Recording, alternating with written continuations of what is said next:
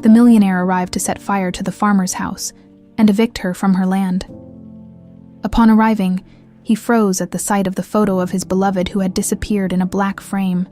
The gravel crunched under Nathan Steele's polished shoes as he stepped out of his black SUV. The late afternoon sun stretched across the horizon, casting long, jagged shadows over the land. The vast fields of golden wheat swayed gently in the breeze, whispering secrets of seasons past for a man who built his fortune in steel, glass, and concrete. The serenity of this rural landscape was almost offensive. It spoke of simplicity, patience, and roots, qualities that Nathan despised. Today, however, he wasn't here to admire the scenery. He was here to finish a negotiation that should never have taken this long.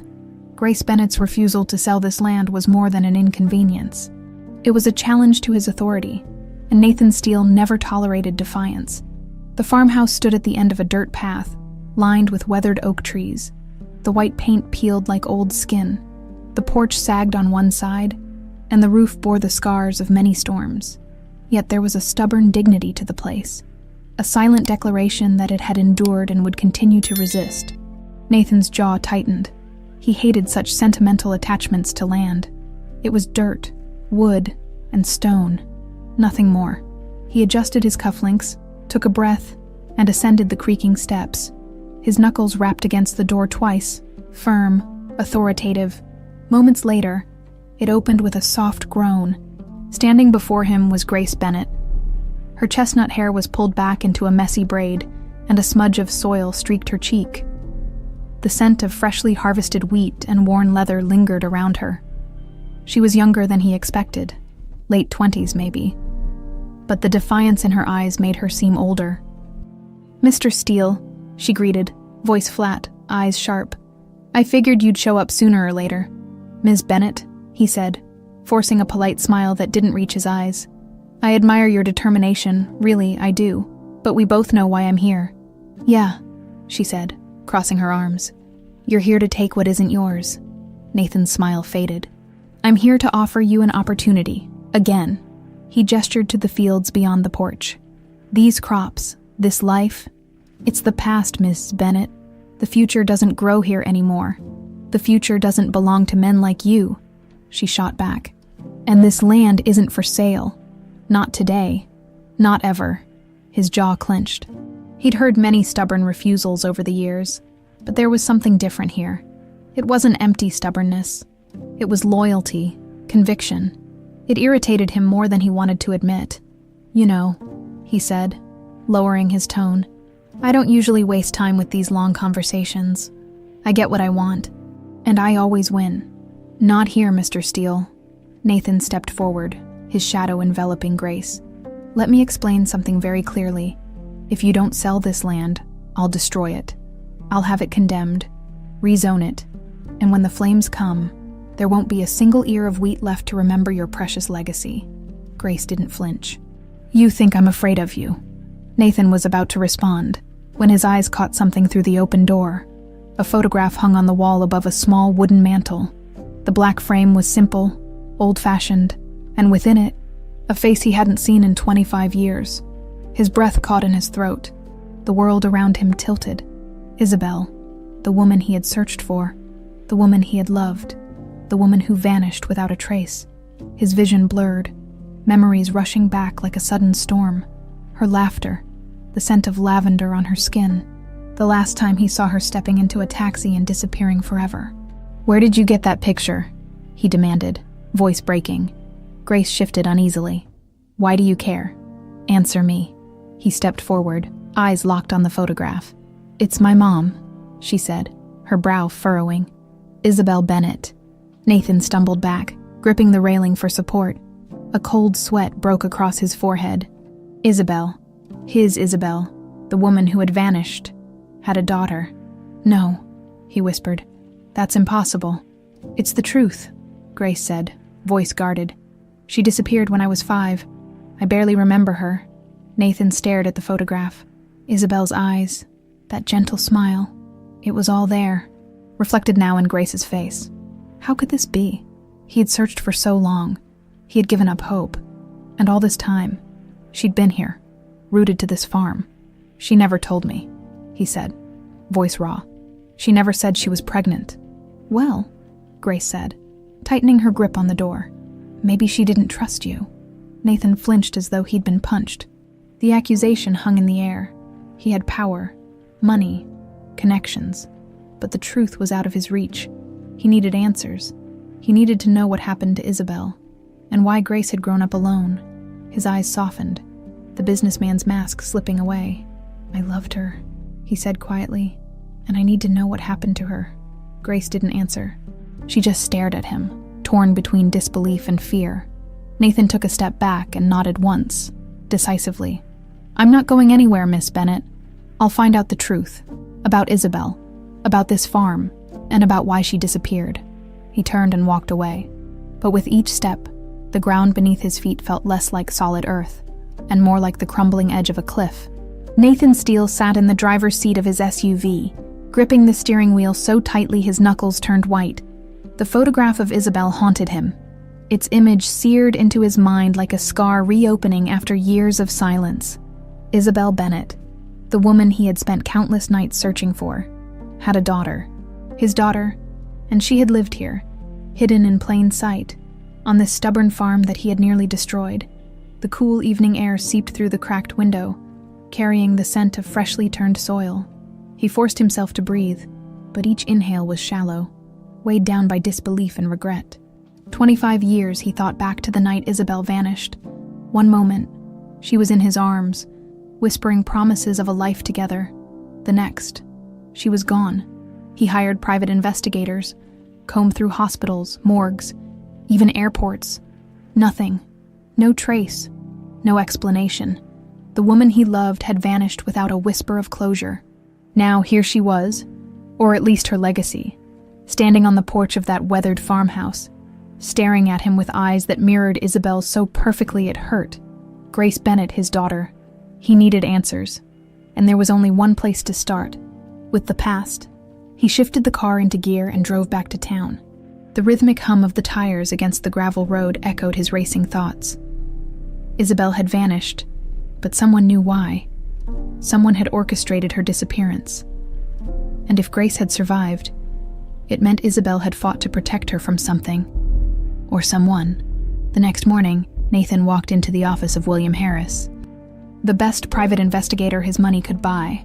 The cluttered space smelled of burnt coffee and worn leather, with papers stacked precariously on every surface. William, a wiry man in his 60s, adjusted his glasses and gestured for Nathan to sit.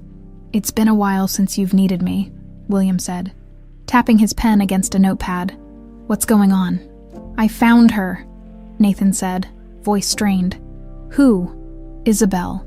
William froze. The pen slipped from his fingers.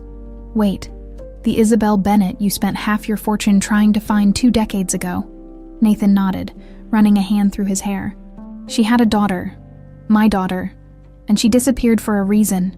I need you to find out why. William's eyes darkened with recognition. You sure you want to open that door again? Last time, we hit nothing but dead ends. Yeah, well, this time I've got a starting point, Grace Bennett. Her mother lived on that farm before she disappeared. He leaned forward. Find out who wanted Isabel gone. Dig into the past. No limits. William jotted notes without another word. 2 days later, Nathan returned to the farmhouse. He parked a few yards away and sat in the car for a moment, watching Grace through the window as she sorted through receipts at the kitchen table. She moved with the same quiet determination Isabel had. He recognized the way her forehead creased when she concentrated, the way her mouth pressed into a thin line when she was deep in thought. He knocked once, and she opened the door just enough to glare at him. Didn't think you'd come back, she said. I said I would, Nathan replied. May I come in? No. Please, Grace. I just want to talk. She hesitated. Then, with a sigh, she stepped back. He entered the house and paused, eyes immediately drawn to the photograph above the mantel. Isabel's eyes stared back at him, unchanged by the years that had hollowed out his heart. Grace followed his gaze. You knew her, she said softly. I loved her, Nathan answered, voice thick with emotion. We were supposed to build a life together, and then she disappeared. No goodbye, no explanation, just gone. Grace crossed her arms. And now you think showing up here changes anything? No, I know it doesn't, he exhaló devagar. But I think Isabel was running from something. Someone. She didn't just leave, she hid. And she left you here to protect you. Why would she do that? That's what I'm trying to find out. He studied her face, searching for a glimmer of trust. Please, Grace, let me help you. Let me help us figure out what happened to her. Grace bit her bottom lip, uncertainty etched into every feature. Then she turned and walked to a small chest near the bookshelf. She opened it and retrieved a worn, leather-bound notebook. When she handed it to Nathan, her hands trembled slightly. This was hers, she said. It's the only thing she left behind. Nathan opened the notebook with reverence. The handwriting was unmistakably Isabel's. Delicate, yet firm, like the woman herself. He scanned the first page, reading her words aloud. They're watching me. I don't know how much time I have. If something happens to me, Grace must be protected. I can't let them find her. Nathan's breath caught in his throat. His gaze snapped to Grace. Who was after her? Grace whispered. I don't know, Nathan said, heart pounding. But I swear to you, we're going to find out. Outside, hidden in the shadows of the oak trees, a black sedan sat with its engine off. The figure inside lowered binoculars and reached for a phone. He found the journal. The man said into the receiver, Nathan Steele knows about the girl. The voice on the other end of the line responded coldly. Then it's time to act. The morning sun crept over the horizon, casting soft amber hues across the fields as Grace Bennett stood at the kitchen window, her arms crossed tightly over her chest.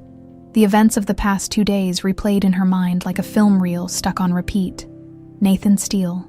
The name alone stirred a mixture of resentment and disbelief in her chest. He was supposed to be her enemy, the ruthless businessman trying to strip away her home. Yet, now, he claimed to be her father, the man her mother had loved and feared losing. And then there was the journal, filled with cryptic warnings about shadowy figures and the ominous threat that someone was watching. The smell of brewing coffee wafted through the air as she turned to the small table where the leather-bound notebook lay open. Her mother's handwriting, once a comforting memory from childhood, now felt like a message from beyond the grave, a plea for protection that Grace didn't know how to interpret. Isabel had lived with fear in her heart, but fear of what? Or who? A sharp knock at the door snapped her from her thoughts. Her pulse quickened as she glanced toward the window. Outside, Nathan stood on the porch, his hands tucked into the pockets of his tailored jacket. Grace's jaw tightened. She didn't want to let him in. Not again.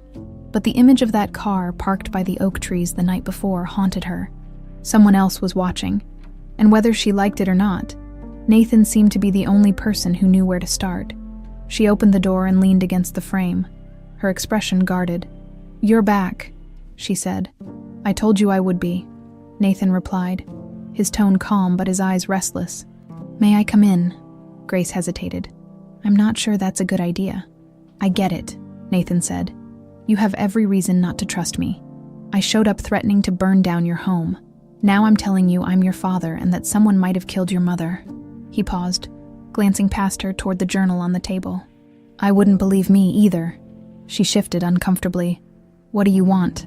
"To protect you," Nathan said simply, "and to find out what really happened to Isabel." The sincerity in his voice unsettled her. Nathan Steele was supposed to be an arrogant, heartless man. Yet here he stood, eyes shadowed with worry, voice cracking with an emotion she didn't expect. Against her better judgment, she stepped aside. He walked in, his gaze immediately landing on the notebook. "Have you read more?" he asked, pointing toward it. "Just bits and pieces," Grace said, closing the door behind her. "It's mostly about the farm, and then the warnings." Nathan pulled out a chair and sat. Careful as if the leather journal might disintegrate sob su tok, he flipped to the middle, scanning the pages with furrowed brows. "Look here," he said, turning the notebook toward her. The date was written at the top, April 17th. Beneath it, Isabel had scribbled a frantic entry. "I saw the black car again today. It followed me past the old mill road. I know it's them. Richard warned me to disappear, but I can't leave Grace. I won't let them take her." "Richard?" Grace asked. Nathan's face paled. "Richard Steele," he said slowly. "My uncle, my mentor. He rubbed his temples as if trying to piece together a puzzle. He told me Isabel left because she realized she didn't belong with me, that she wanted a simpler life. He clenched his jaw. I believed him. Grace felt a cold dread spread through her chest. You think he was involved? I don't know, Nathan admitted. But if my uncle had a hand in her disappearance, I swear I'll find out. Before Grace could respond, her phone buzzed on the counter. She picked it up and frowned. The number was blocked. Hello? She answered. A deep, unfamiliar voice came through the line. You should stop digging, the caller said. Some truths are better left buried. The line went dead. Grace's fingers trembled as she lowered the phone. Nathan stood immediately. What is it? She showed him the screen. Someone just warned me to stop looking. Nathan's expression hardened. That means we're getting close. Without another word, he pulled his own phone from his pocket and called William Harris. The investigator answered on the third ring. William, it's me. We just got a warning call, Nathan said, pacing the room. Trace Grace's number. Find out who made that call. Already working on it, William said. Listen, Nathan. I've been digging into Richard Steele's past like you asked. There's something you need to see. Where are you? At my office, but make it quick. I think someone's been watching me too. Nathan ended the call and turned to Grace. Get your coat. We're going to see Harris. The drive into town was tense, the silence between them thick with unspoken fears. Grace sat stiffly in the passenger seat, eyes scanning the rearview mirror every few seconds. Nathan noticed and tightened his grip on the wheel. The weight of responsibility pressed against his chest. Not just for the truth, but for Grace's safety. For years, he had focused solely on his empire. Convinced that love was a weakness, now he realized that ignorance had cost him everything. Isabel, Grace, and perhaps even his own conscience. When they reached Harris's office, the blinds were drawn, and the usually bustling street was eerily quiet. Nathan killed the engine and stepped out. Signaling for Grace to stay behind, the front door was slightly ajar. His instincts screamed danger. He pushed the door open and entered. The office was ransacked, papers scattered across the floor, drawers pulled out, files shredded. William's desk chair was overturned, and his laptop screen flickered with static. Nathan's gaze lowered to the floor. William Harris lay motionless on the rug, his eyes wide open in a frozen expression of shock. A single bullet hole marred his forehead. Nathan swore under his breath, his pulse racing. His phone buzzed in his pocket. An unknown number. He answered. Stop digging. Mr. Steele, the voice said, or Grace will be next. The call ended, leaving Nathan in cold, suffocating silence. Nathan Steele stood frozen in the dimly lit office, the phone still pressed to his ear long after the line had gone dead. The voice echoed in his mind, cold, calculated, and terrifyingly specific. Stop digging, or Grace will be next. His pulse pounded in his ears, drowning out the faint hum of the desk lamp that flickered beside William Harris's lifeless body. He lowered the phone slowly and took a shaky breath. The metallic tang of blood mixed with the stale odor of paper and old coffee, making his stomach churn. William had been his go-to investigator for years, a man who thrived on uncovering the ugliest truths. Now his corpse lay sprawled across the faded carpet like a grotesque warning. Nathan turned toward the door. Through the cracked blinds, he saw Grace sitting stiffly in the passenger seat of his car. Her eyes darted around the street, her knuckles white as she gripped her phone. She didn't know yet.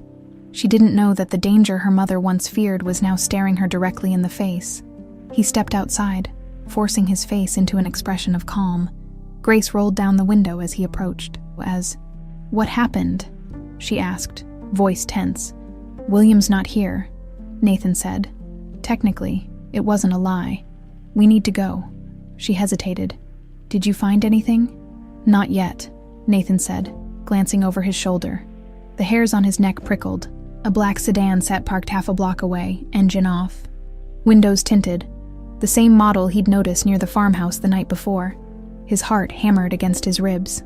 We'll figure it out later. For now, we need to move. He got into the driver's seat and started the car. Grace shifted uncomfortably beside him as they pulled away. He watched the rearview mirror. The black sedan hesitated for a moment, then slid onto the street behind them. They're following us, Nathan muttered. Grace's eyes widened. What? Who? Stay calm. He tightened his grip on the wheel and turned left without signaling. The sedan followed. He took another turn, this time down a narrow alley lined with rusting dumpsters. The sedan mirrored the move. Okay, Nathan whispered to himself. Let's see how bad they want it. He gunned the engine, accelerating toward the end of the alley. At the last second, he jerked the wheel to the right, cutting through a side street just narrow enough for their SUV. The sedan tried to follow, but the tight corner was too sharp. There was a screech of metal as it clipped the brick wall and skidded to a halt. Grace clutched the dashboard. What the hell is going on? Nathan's jaw clenched as he sped through the empty streets. Someone doesn't want us digging into Isabel's disappearance. Who? Richard. Maybe, Nathan said. Or someone working for him. I don't know yet. But we're too close to stop now. The old highway stretched ahead of them, endless and desolate beneath the early evening sky. Grace sat in tense silence, her gaze fixed on the horizon. My mom was scared, she said softly, after several minutes. I remember her locking the doors every night. She'd sit by the window with a baseball bat. I thought it was just her being overprotective. She swallowed hard. But she was right, wasn't she? Someone really was after us. Nathan's heart ached at the fear in her voice. He wanted to promise her safety. But the truth was, he didn't know if he could deliver. He had no idea how deep Richard's treachery went, or how far these people were willing to go. They drove for over an hour before Nathan turned down an old dirt path that led to a secluded cabin. The place was small, with a sagging roof and boarded-up windows. But it was safe, or at least safer than anywhere else they'd been. This place, Grace asked, stepping out of the car and surveying the surroundings.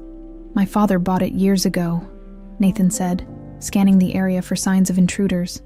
We used to come here before he died. No one knows about it. He unlocked the door, ushered her inside, and bolted it behind them. The interior smelled of cedar and dust, the furniture draped in white sheets. Nathan checked each room, his instincts on high alert, satisfied they were alone. He pulled out his phone and dialed a number he hadn't called in years. Collins, came a gruff voice on the other end. I need a favor, Nathan said. I need surveillance, background checks, and full security detail on Richard Steele, now. There was a pause. Damn, Nathan, I thought you were done with these games. So did I, Nathan said. But it turns out my uncle's been playing dirty for decades. He had someone killed today. He might come after my daughter next. Your daughter. Colin sounded genuinely shocked. Didn't know you had one. Neither did I, Nathan said bitterly. Until 2 days ago. Okay, Colin said after a beat. I'll get my best people on it. But watch your back. If Richard's cleaning house, you're on his list. Nathan ended the call and sat down at the kitchen table, his shoulders heavy with exhaustion. Grace sat across from him, her eyes still sharp with unspoken questions. You really think your uncle killed my mom? She asked. Nathan rubbed his hands together, trying to piece the fragments of the puzzle. Isabel was pregnant when she disappeared, and Richard knew. He probably saw you as a threat to the family fortune. And Isabel, she must have tried to protect you by running away. Grace's expression shifted from fear to determination. We can't let him get away with it. We won't, Nathan said. But we have to be smart. He's dangerous. A noise outside made both of them freeze. Footsteps on gravel. Nathan grabbed the old hunting rifle from above the fireplace and motioned for Grace to stay behind him. He crept to the window and peered through the curtain. The footsteps stopped. The cabin was surrounded by trees, the shadows long and thick. Nathan's heart raced. Then, out of the darkness, came the sharp crack of a gunshot. The window beside him shattered. Grace screamed. Nathan ducked, dragging her to the floor. More shots followed, splintering the walls and furniture. We've got to move, Nathan said through gritted teeth. How? Grace whispered. He pointed toward the trap door near the pantry. Crawl space. Go. Now. She hesitated for a second, then scrambled toward it. Nathan followed, heart hammering, as bullets tore through the cabin walls like angry wasps. He slammed the trapdoor shut just as footsteps reached the front porch. Above them, the door creaked open. The attackers were inside, and they were hunting them. The air beneath the cabin floor was thick with dust, each shallow breath a struggle against the suffocating stillness. Nathan Steele lay pressed against the cool earth, his body tense, muscles coiled like springs ready to snap. Beside him, Grace clutched his arm, her breathing rapid and uneven. The faint tremble of her hand against his skin made his heart ache. She was terrified, and he couldn't blame her. Footsteps creaked above them, slow and deliberate, each step a reminder that the enemy was close. Too close. Nathan shifted slightly, angling his head to peer through the narrow gaps in the wooden planks. The intruders moved with the confidence of professionals. One pair of heavy boots crossed toward the kitchen, while another stopped just above the trapdoor. The man knelt, his shadow stretching through the cracks. A flashlight beam cut through the darkness. Sweeping across the floor, the light paused directly over the trapdoor's edges. Grace's grip tightened, her nails digging into Nathan's forearm. He covered her hand with his own, giving a reassuring squeeze. His heart thundered in his chest as the beam hovered for a few agonizing seconds. Then the light shifted away. The man above muttered something into a radio. Nathan strained to hear the words. "Nothing here," the voice said, low and rough. "Maybe they doubled back. We'll keep looking." The footsteps retreated. The front door creaked, then slammed shut. The hum of an engine rumbled to life, tires crunching gravel as the vehicles rolled away. Silence followed, thick and oppressive. Nathan didn't move for several minutes. He listened for any signs of deception. Footsteps returning, a creak on the porch, but heard nothing. Finally, he exhaled slowly and released Grace's hand. "They're gone," he whispered. "Are you sure?" Her voice was shaky. "Yeah, for now." He pushed open the trapdoor and climbed out cautiously. The cabin was wrecked. Bullet holes riddled the walls, shards of glass covered the floor, and the lamp by the window was shattered, its filament still glowing faintly. Nathan helped Grace out of the crawl space and guided her to the couch. Her face was pale, eyes wide. "Why is this happening?" she asked, voice cracking. "Because Richard never let go of his fear," Nathan said, kneeling beside her. "He built an empire on lies and greed, and your mother was a threat to that. Now he knows we're digging for the truth." Grace shook her head. "I don't get it. Why would he go to all this trouble, my mom? She wasn't dangerous. She just wanted to raise me and live her life." "She knew something," Nathan said, jaw tightening. "Something Richard couldn't afford to let surface. And whatever it was big enough to make him kill her." Tears welled in Grace's eyes, but she blinked them back with stubborn resolve. Nathan recognized that expression. It was the same one Isabel wore when she made a decision she wouldn't back down from. "So what now?" she asked. "We hit back," Nathan said. "But first, we need to disappear for a while, lay low until we figure out our next move." He pulled out his phone and dialed Collins again. "Yeah," Collins answered, voice groggy. "We were just ambushed at the cabin," Nathan said. "They were pros," Collins swore. "Okay, get to the safe house in Oak Ridge. I'll have my guys sweep the roads and run facial recognition on whoever hit you." "Thanks." Nathan hung up and turned to Grace. "Let's go." The drive to Oak Ridge was tense. Nathan kept checking the mirrors, watching for shadows that might indicate they were being followed. Grace sat silently, arms wrapped around herself as though trying to hold her world together. He wanted to comfort her, but didn't know how. How do you tell someone who just survived an ambush that everything will be okay when you aren't sure it will? 2 hours later, they pulled into the driveway of a small, nondescript house on the edge of a dense forest. Collins was waiting on the porch, smoking a cigarette. His broad frame was partially hidden by shadows, but his eyes were sharp as ever. "You look like hell," Collins said as Nathan stepped out. "Feel like it too," Nathan muttered. "Grace, this is Collins. He's an old friend." Grace gave a tight nod. Collins flicked the cigarette into the grass. "Let's talk inside." The house was small but secure, with reinforced locks and thick curtains over the windows. Collins laid out a file on the kitchen table. "I ran a quick trace on that warning call Grace got," Collins said. "The number was routed through 3 different servers, but we tracked the origin to an old warehouse downtown. Guess who owns it?" Nathan's jaw clenched. "Richard Steele." "Bingo," Collins said, tapping the folder. "And there's more. And Richard's been quietly transferring money into offshore accounts. The payments started right around the time you started poking around Isabel's disappearance. He's paying to clean up loose ends," Nathan said. Collins nodded. "Including Harris, and possibly you two." Grace's breath hitched. Nathan rubbed his temples. the weight of it pressing down on him. Richard wasn't just covering up an old secret. He was actively trying to erase it. "What do we do?" Grace asked. Nathan met Collins's gaze. "We go to that warehouse. If Richard hid something about Isabel there, we find it." Grace stood straighter. "I'm going with you." "No," Nathan said immediately. "It's too dangerous. I'm not sitting on the sidelines while you dig into my mother's past," she shot back. "This is my fight too." Nathan saw Isabel's fire in Grace's eyes, and he realized that, like her mother, Grace would never back down. "Fine," he said reluctantly. "We go together, but we go prepared." The next night, they parked a block away from the warehouse. The structure loomed in the darkness, rusted metal siding peeling like dead skin. Collins handed Nathan a pistol and passed another to Grace. She hesitated but accepted it.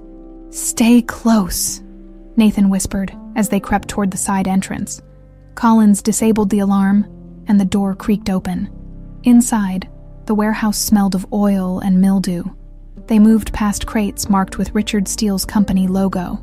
At the back, a metal door stood slightly ajar. Nathan pushed it open. The small office beyond was lined with filing cabinets. On the desk lay a thick folder labeled Project Eclipse. Nathan opened it and felt his heart drop. Inside were surveillance photos of Isabel, dozens of them, spanning years. There were records of her movements, hospital visits, even ultrasound images labeled. Subject Bennett, Isabel, offspring viable, high-priority target. Nathan's breath caught. Isabel hadn't just been running.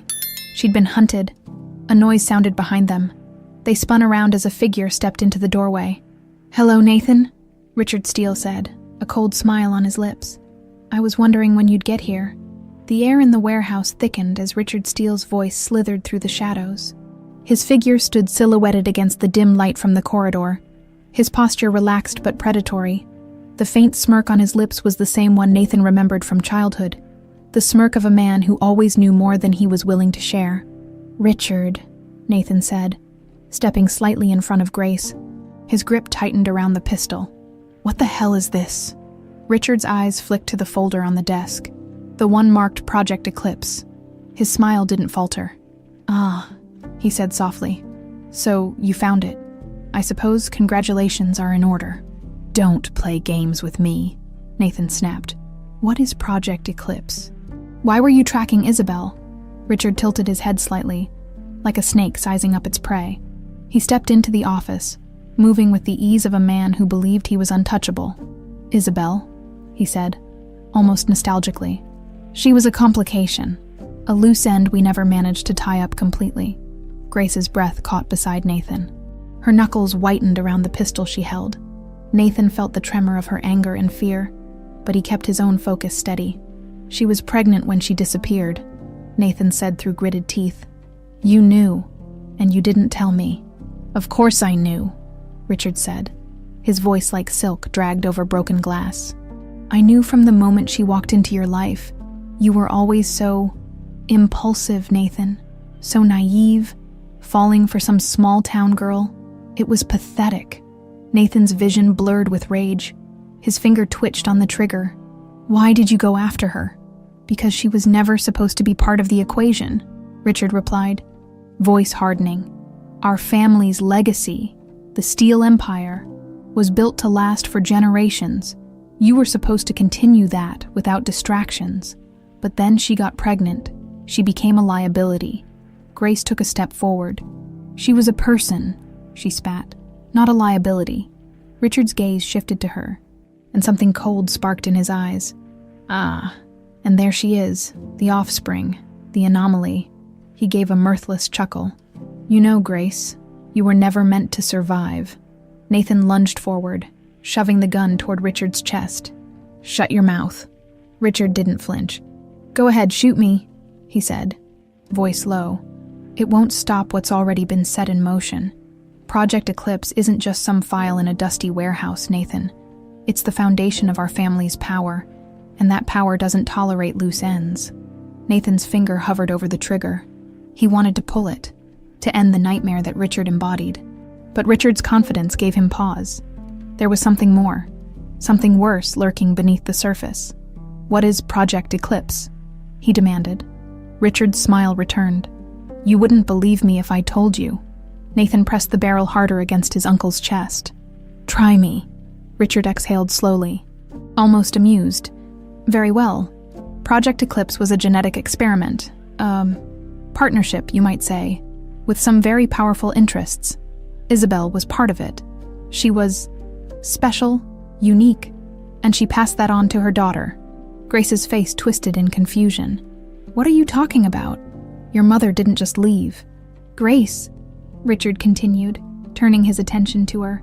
"She was taken because she carried something far more valuable than you realize.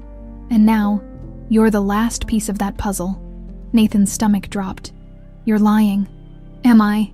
Richard spread his arms. "Check the file. It's all there. The tests. The surveillance." Isabel's genetic profile was off the charts, and Grace inherited it. Nathan's mind raced. Genetic experiments, special profiles.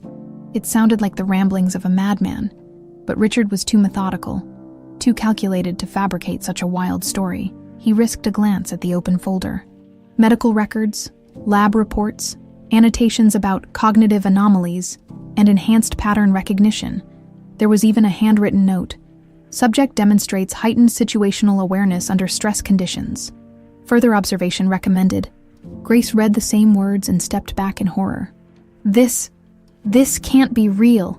"Oh, it's very real, my dear," Richard said, his voice soft and predatory. "And now that you know, they'll come for you, just like they came for your mother."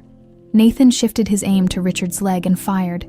The gunshot exploded in the confined space. Richard collapsed with a shout of pain, clutching his thigh as blood pooled beneath him. "Let's go," Nathan barked, grabbing Grace's arm. They ran from the office, footsteps pounding on the concrete. Behind them, Richard's voice echoed through the warehouse. "You can't outrun this, Nathan. She's already marked." Nathan didn't stop. They burst through the side door into the cool night air. Collins was waiting by the car, weapon drawn. "Get in!" Collins shouted. Nathan shoved Grace into the back seat and dove in after her. Collins floored the accelerator, tires screeching against the asphalt. "What the hell happened in there?" Collins asked, eyes wide in the rearview mirror. "Richard knows everything," Nathan said, breathless. "Grace is the target now." Grace sat curled in the corner, knees drawn to her chest, eyes locked on the horizon. "He said my mom was part of some experiment," she whispered. "He said I'm next." Nathan put a protective arm around her. "We won't let that happen," he said firmly. Collins drove in silence, his expression grim. After 20 minutes, he pulled into an abandoned gas station. "We need a plan," he said, turning off the engine. Nathan leaned forward, mind racing. Richard said this goes beyond him. He mentioned powerful interests. If that's true, killing him won't stop it. "We need to find out who's really pulling the strings." Collins nodded. "I know a guy at a private lab downtown. He might help us decrypt those files." Nathan squeezed Grace's shoulder. "Hey," he said softly. "Look at me." She turned, eyes shimmering with fear. "We're going to figure this out," Nathan promised. "You're not alone in this. We'll get the answers, and we'll stop whoever's behind it." Grace gave a shaky nod. The gas station's flickering light buzzed above them. Nathan glanced toward the road and froze. A black sedan sat at the intersection 100 yards away. The engine idled, exhaust curling into the cold night air. "They found us," Nathan said. The sedan's headlights flashed twice. Collins cursed under his breath and reached for his gun. The sedan's engine roared as it accelerated toward them. "Drive," Nathan shouted. Collins slammed the gear shift into reverse, tires squealing. The sedan picked up speed, headlights glaring like predatory eyes. Grace clung to Nathan as the car hurtled toward them. The sedan's window rolled down. A figure leaned out. Rifle raised, Nathan shoved Grace down just as the first bullets shattered the windshield. The sharp crack of gunfire shattered the night. Glass splintered inward, raining over Nathan and Grace as they ducked beneath the dashboard. The windshield disintegrated in a spiderweb of fractures, the metal frame vibrating with each shot. Collins cursed under his breath and yanked the steering wheel hard to the right. The tires screeched against the cracked pavement as the car swerved into an adjacent alley. "Stay down," Nathan barked, shielding Grace with his body as more bullets struck the side of the car with metallic thuds. His heart pounded in his chest, every instinct screaming danger. The enemy wasn't just trying to intimidate them anymore. This was a kill mission. Collins floored the accelerator. The car shot forward, tires spitting gravel. The black sedan followed, its headlights cutting through the darkness like twin blades. The alley was narrow, flanked by crumbling brick walls. The pursuit left little room for mistakes. "They're too close," Collins growled, eyes flicking to the rearview mirror. "Keep going," Nathan said. His mind raced for a solution. The enemy was relentless, coordinated, and clearly well-funded. Richard Steele had set this in motion. But someone else was orchestrating the moves now. Someone who wanted Grace, or perhaps the knowledge locked in her DNA. Grace clung to Nathan's arm. Her breathing came in quick, shallow gasps. She was terrified, and he couldn't blame her. In a matter of days, her world had been turned into a nightmare of secrets, chases, and gunfire. Nathan wanted to tell her it would all be okay, but the truth was, he wasn't sure of anything anymore. Ahead, the alley split into two paths. Collins hesitated for a split second. "Left," Nathan shouted. Collins obeyed, yanking the wheel. The car skidded around the corner, rear tires momentarily losing traction. The sedan followed but swung too wide, scraping against the brick wall with a metallic screech. Sparks sprayed into the night air, giving them a few precious seconds of lead. "Where does this lead?" Grace asked, her voice strained. "Industrial sector," Collins answered, navigating through the maze of deserted streets. "Old shipping yards. If we make it to the docks, we might lose them." Nathan nodded, gripping the door handle as Collins took another sharp turn. The engine groaned in protest, but the car held together. Behind them, the sedan reappeared, its headlights flickering through the haze of dust and debris. "They're not giving up," Nathan muttered. "They don't need to," Collins replied grimly. "They're professionals. We're rats in a maze. They're just waiting for us to run out of road." The industrial district loomed ahead, a skeleton of abandoned cranes and rusting warehouses along the waterfront. Collins cut the headlights and slowed, weaving between rusted shipping containers.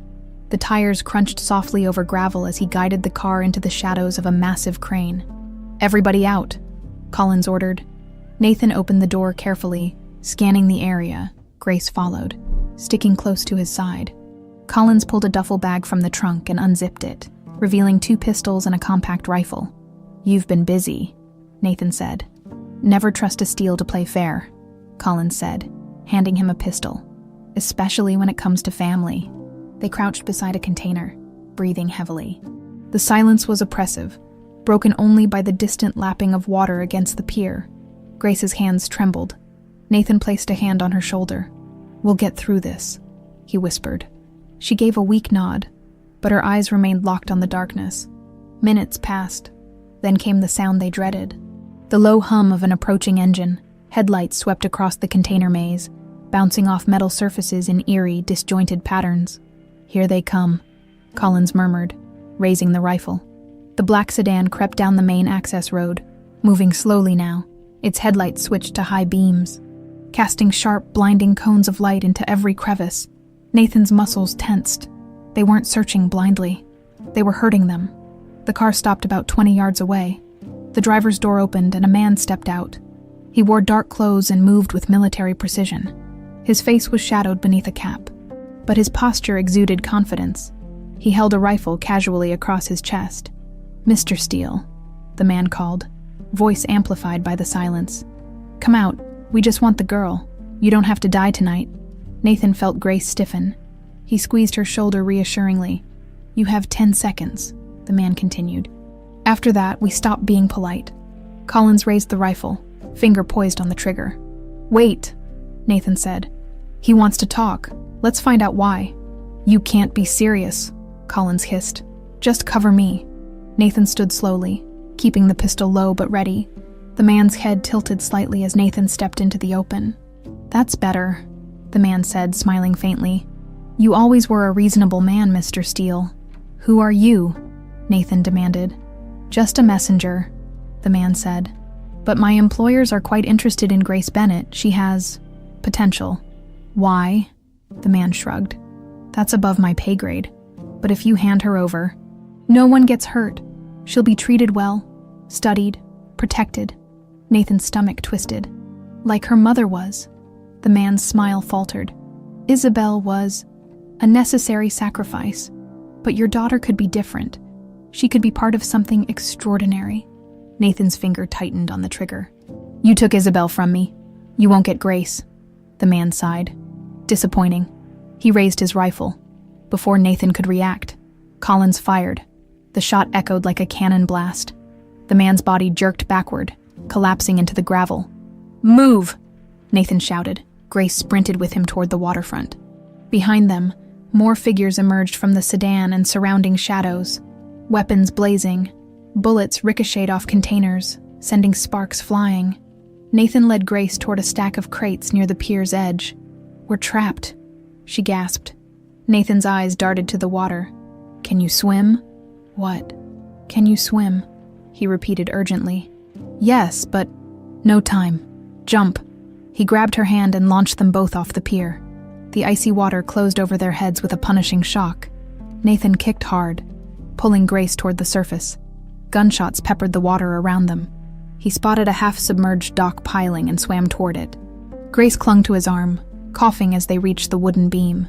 The shooters reached the edge of the pier, flashlights scanning the water. Nathan held Grace close, pressing a finger to his lips.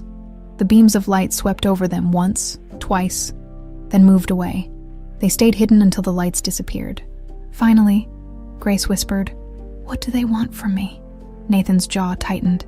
"I don't know, but whatever it is, we won't let them get it." He glanced back toward the pier, where the black sedan still idled. Through the shattered windshield, he saw the dead man's body slumped over the dashboard. And on the dashboard, placed deliberately next to the corpse's hand, was a phone with the screen illuminated. A single message glowed on the screen. "We always get what we want." The cold water clung to their skin like icy tendrils, as Nathan Steele and Grace Bennett gripped the barnacle-encrusted piling beneath the pier. The tide lapped against the wood with soft, rhythmic splashes, masking their frantic breathing. Darkness enveloped them, broken only by the faint, sweeping glow of flashlights on the dock above. Nathan's muscles ached from holding Grace close, but he didn't dare let go. The black sedan still sat near the edge of the pier, headlights cutting twin beams across the surface of the water. The dead man's body remained slumped inside, head twisted unnaturally toward the window. But it wasn't the corpse that unnerved Nathan. It was the phone beside the body, screen glowing like an eerie lighthouse. The message was clear. We always get what we want. The enemy was patient. They were confident. And they were watching. Nathan's mind raced. Richard had mentioned powerful interests behind Project Eclipse, and this ambush confirmed it. Richard wasn't acting alone. There was something bigger at play, something sinister that had driven Isabel into hiding and was now coming for Grace.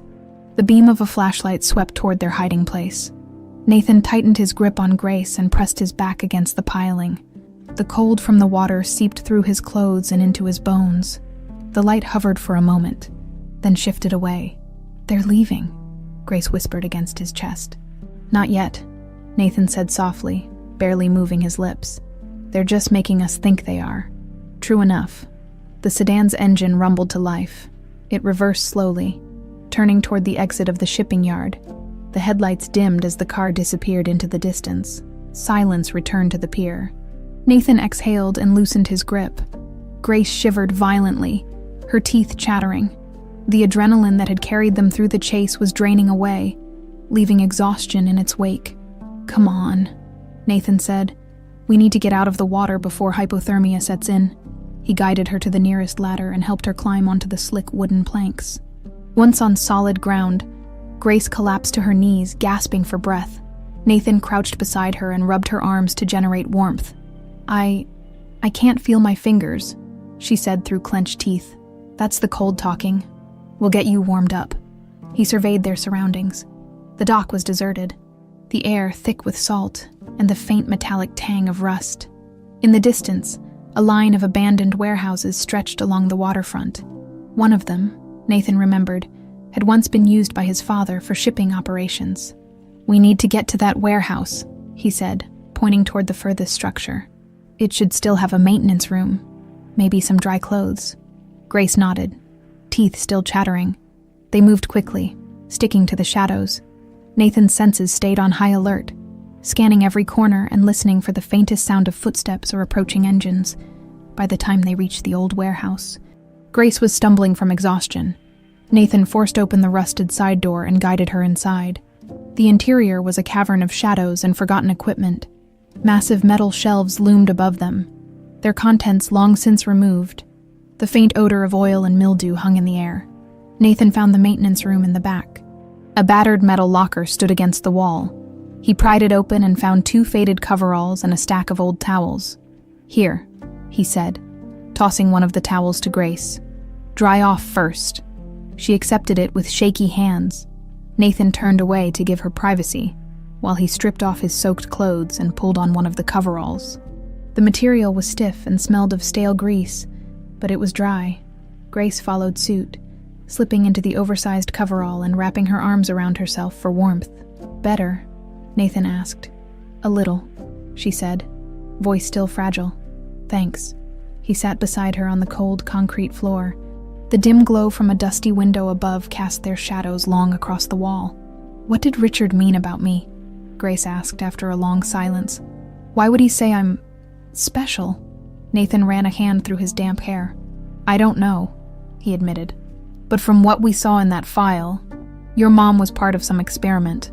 And now, whoever's behind it thinks you might have inherited whatever made her unique. But why? What did she have that was so important?" Nathan shook his head. "We'll find out. But right now, we need to stay ahead of them." Grace nodded, though uncertainty clouded her eyes. A faint noise echoed from outside. Footsteps on gravel. Nathan's body went rigid. He placed a finger to his lips and rose, moving silently toward the window. Peeking out, he saw 2 figures approaching the warehouse. Both were dressed in dark tactical gear, rifles slung across their chests. Nathan ducked down. "They're here." Grace's eyes widened. "How did they find us so fast?" "Probably tracked my phone," Nathan muttered, cursing himself for the oversight. He pulled the device from his pocket and smashed it against the concrete. The footsteps drew closer. The intruders stopped just outside the door. Nathan scanned the room. There was only one exit. The main entrance where their pursuers waited. The windows were too high and too narrow to escape through. They were cornered. The door handle rattled. Nathan motioned for Grace to move behind a stack of old crates. He crouched beside her, raising his pistol. His heart thudded in his chest. If they came through the door, he'd have 1 or 2 shots before they'd be overwhelmed. The door creaked open. The first figure stepped inside, sweeping the room with a flashlight. The beam passed over the crates and paused.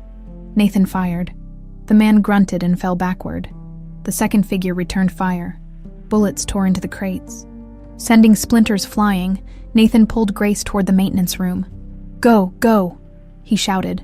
They dashed into the small space, slamming the metal door behind them. Nathan locked it, but the thin door wouldn't hold for long. Grace pointed to the air vent near the ceiling. "We can get out through there." Nathan dragged an old toolbox beneath the vent. Grace climbed up, struggling to pry off the rusted grate. Outside, footsteps pounded toward the door. "Hurry," Nathan urged. The vent cover gave way with a screech.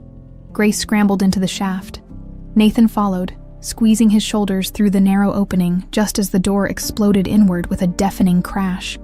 They crawled through the metal tunnel, the echoes of their pursuers' shouts following them.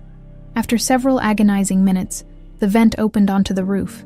Nathan helped Grace out and scanned the area. Below, more black sedans flooded into the yard. Men in dark uniforms spread out, weapons ready. They were surrounded.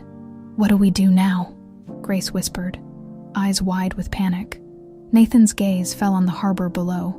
A cargo ship sat at the dock, its engines idling softly. "We jump again," he said. Grace hesitated for half a second before nodding. They sprinted to the edge of the roof. "Now!" Nathan shouted. They leaped. The wind roared in their ears, and then they hit the freezing water once more.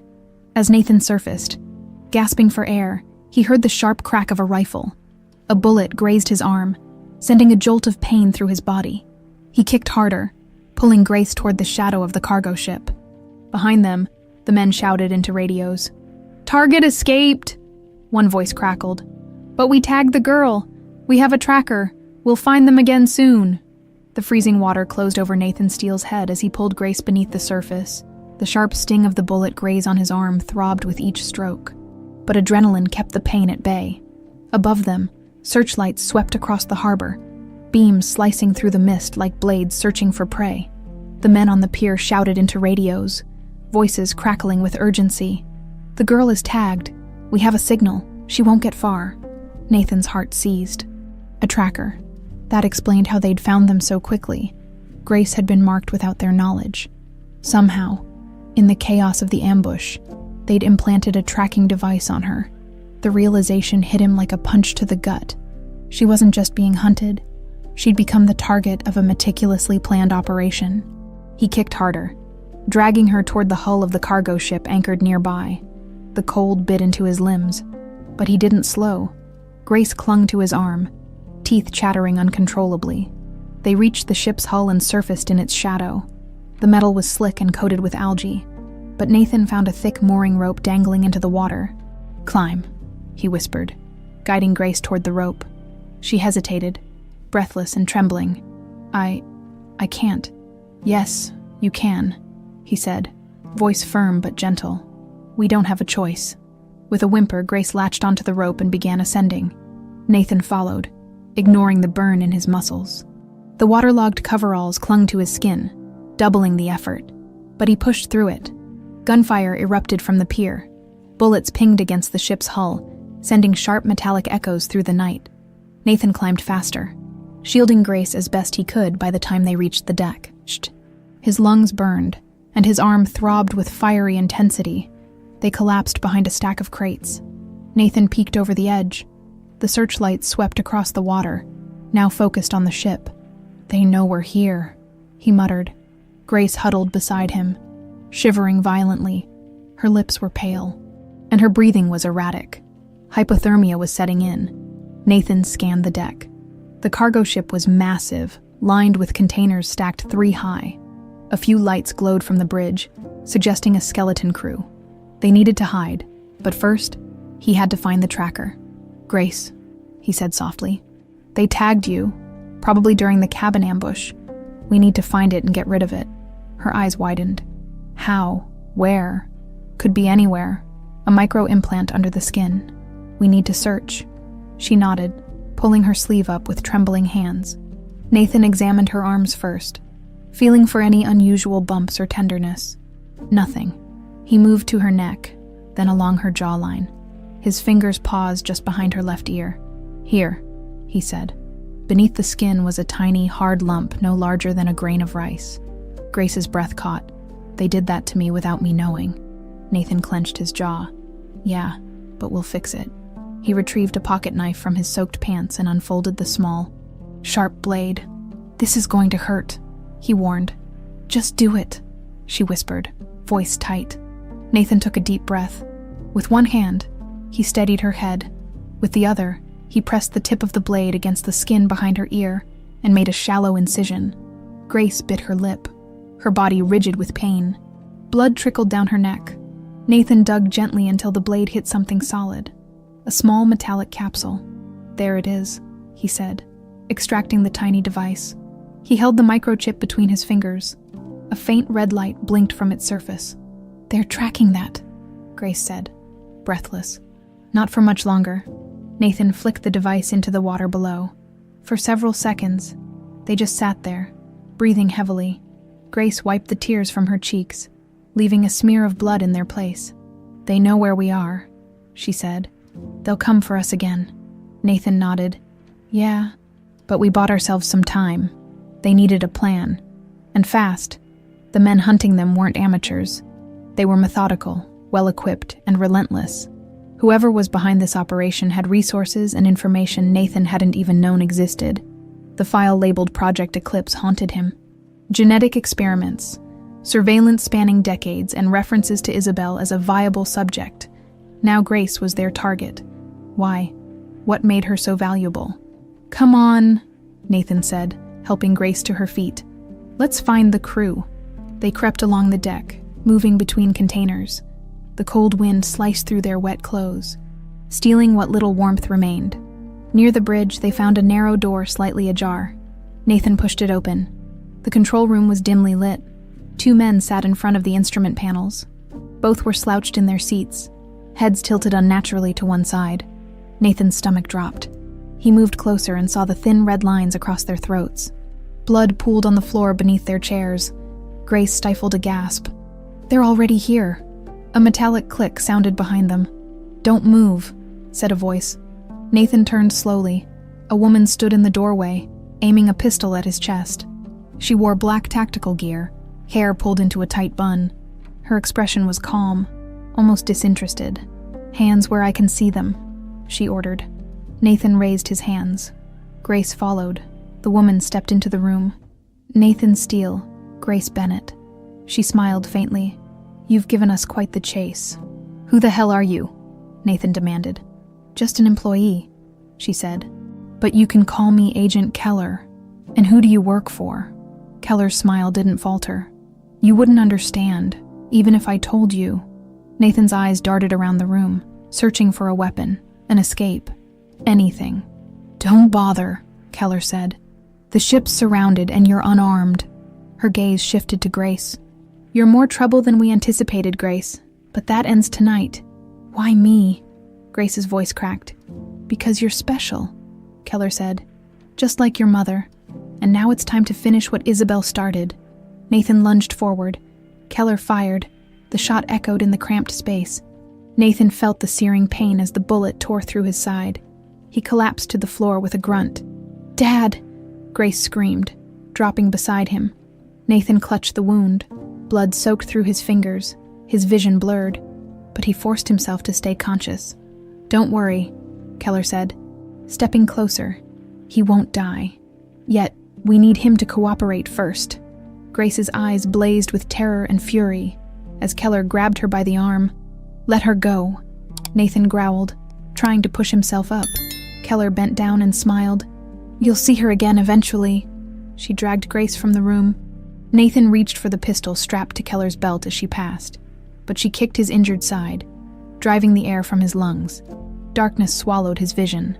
The last thing he heard was Grace's voice, shrieking his name as she was taken.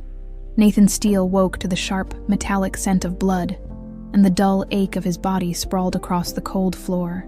His side burned like molten metal where the bullet had torn through flesh, and every breath sent fresh waves of pain through his ribs. For a moment, confusion clouded his thoughts. Then the memory slammed into him like a sledgehammer. The shot, Keller's icy voice, Grace's terrified screams. Grace was gone. The thought hit harder than the bullet wound. His daughter, the daughter he hadn't even known existed a week ago, had been taken, just like Isabel had been. The predators behind Project Eclipse had her now, and if history repeated itself, she wouldn't survive. Nathan groaned and pushed himself onto his elbows. The floor beneath him was slick with his own blood. His vision swam, but he forced himself upright, leaning heavily against the metal control console. The dead crew members stared blankly at the ceiling, silent witnesses to his failure. "I can't lose her." The words looped through his mind like a desperate mantra. He pressed a hand against the gunshot wound. Warm, sticky blood oozed through his fingers. He needed medical attention, but there was no time. Grace's captors were professionals. Every passing minute widened the gap between them. Nathan scanned the room for something useful. The crew's radios were smashed. The ship's navigation system was dead, its wires neatly severed. Whoever these people were, they knew how to cover their tracks. His gaze landed on a small laptop on the auxiliary desk. The screen was cracked but still flickering faintly. Nathan limped toward it and tapped the keyboard. A GPS interface appeared, showing the ship's last logged coordinates and nearby vessel movements. He toggled through recent activity. One ship had departed less than 10 minutes earlier. A small, unregistered vessel heading northeast at high speed. "That's them," Nathan muttered. He tore the hard drive from the laptop and shoved it into his pocket. Then he grabbed a roll of duct tape from a supply shelf, tore a long strip, and pressed it over his wound with a grimace. It wasn't much, but it would slow the bleeding. The pain sharpened with each step as he descended the ship's gangway and stumbled along the dock. The harbor was deserted now, the enemy's vehicles long gone. A lone payphone stood near the pier entrance, a relic from a bygone era. He fumbled coins from his pocket and dialed Collins's number. The line rang once, twice. "Collins," came the voice, tight and alert. "They took Grace." Nathan rasped, "Shit, where are you?" "South Harbor docks. I have a lead. A ship." "Heading northeast. Need backup." "I'm on my way," Collins said. "Hold tight." Nathan hung up and slumped against the phone booth. His head swam from blood loss. Minutes passed in a blur until headlights splashed across the pavement. Collins's car screeched to a stop and the door flew open. "Jesus." "Nathan," Collins said, eyes widening as he saw the blood. "Let me get you to a hospital." "No time," Nathan said, forcing himself into the passenger seat. "Grace is all that matters." Collins hesitated, then nodded and peeled away from the curb. "Tell me what you've got." Nathan handed him the hard drive.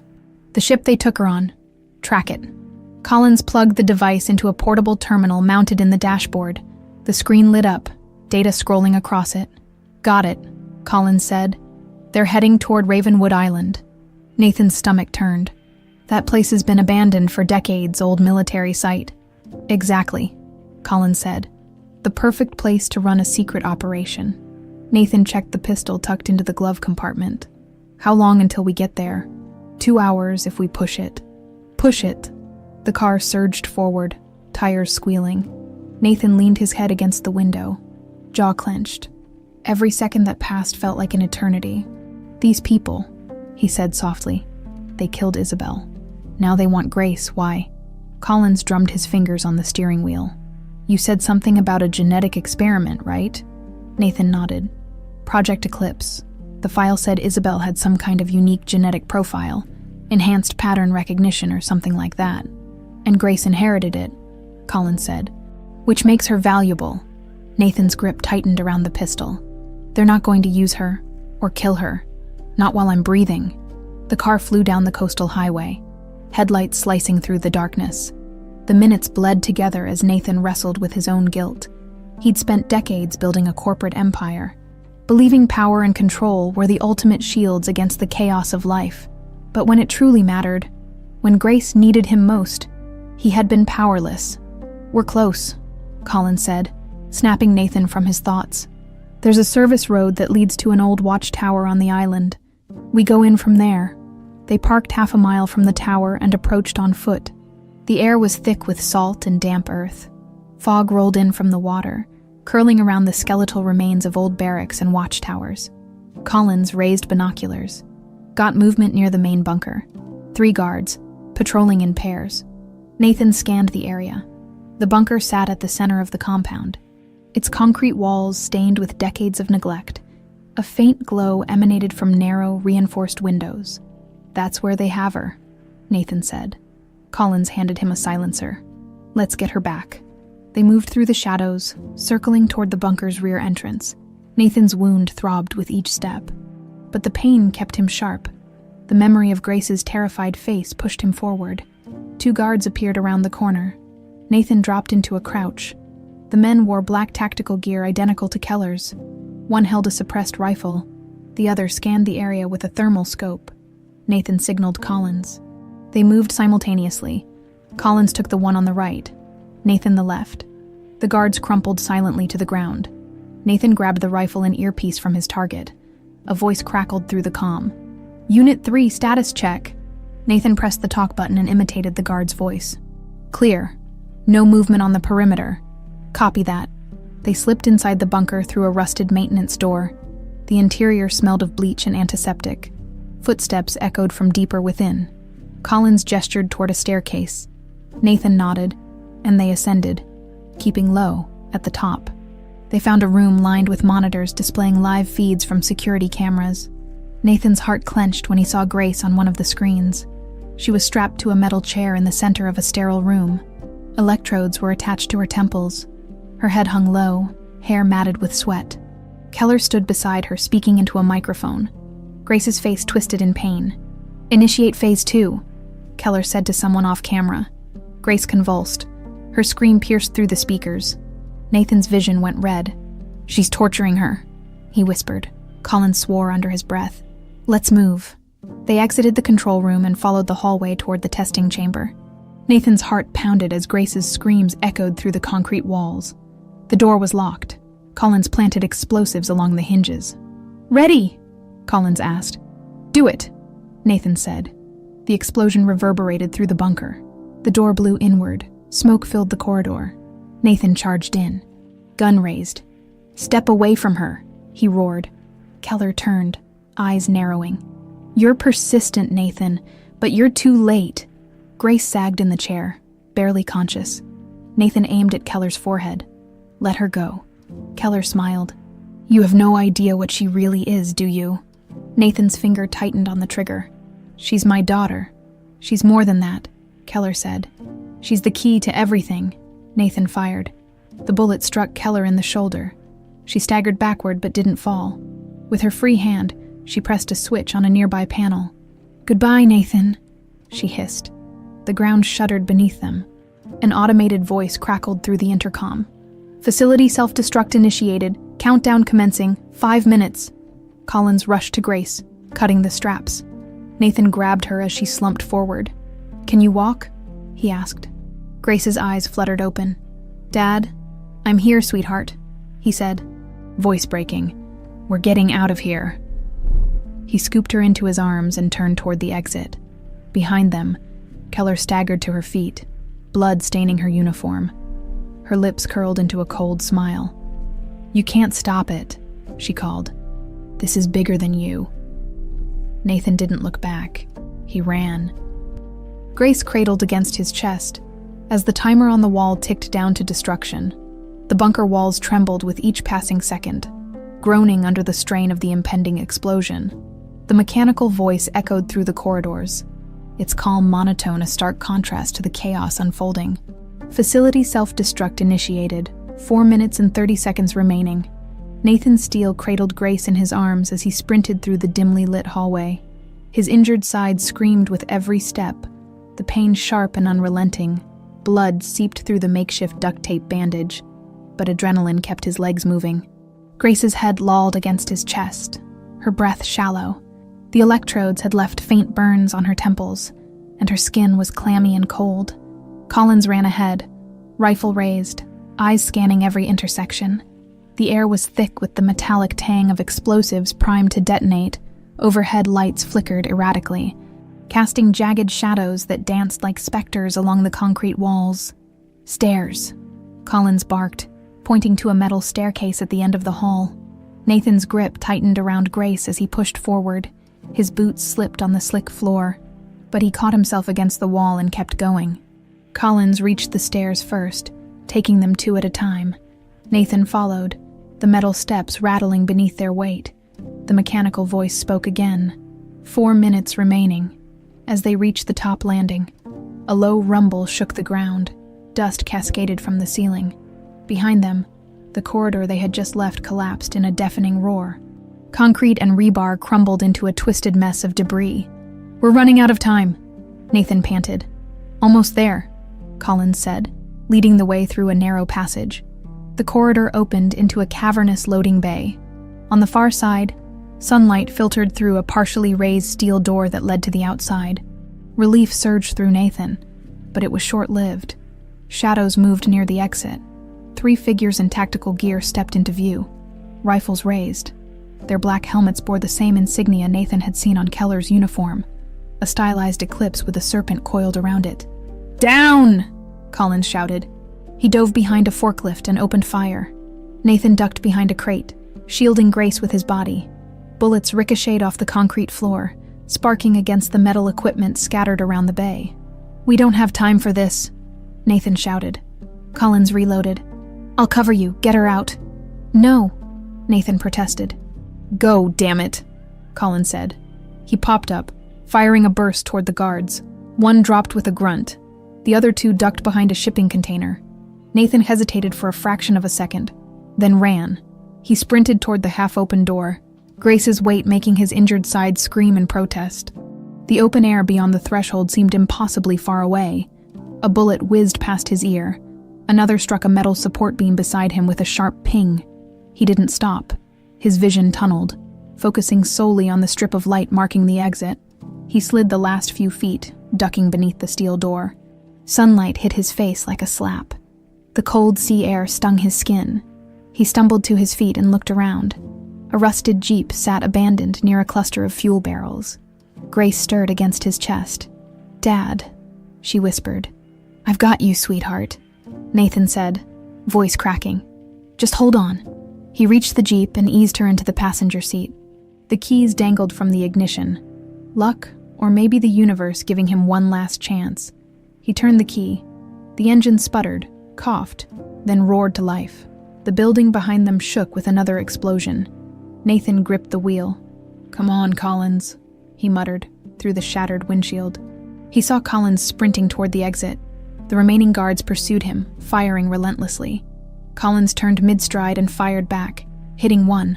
The other lunged forward, raising his rifle. "No!" Nathan shouted.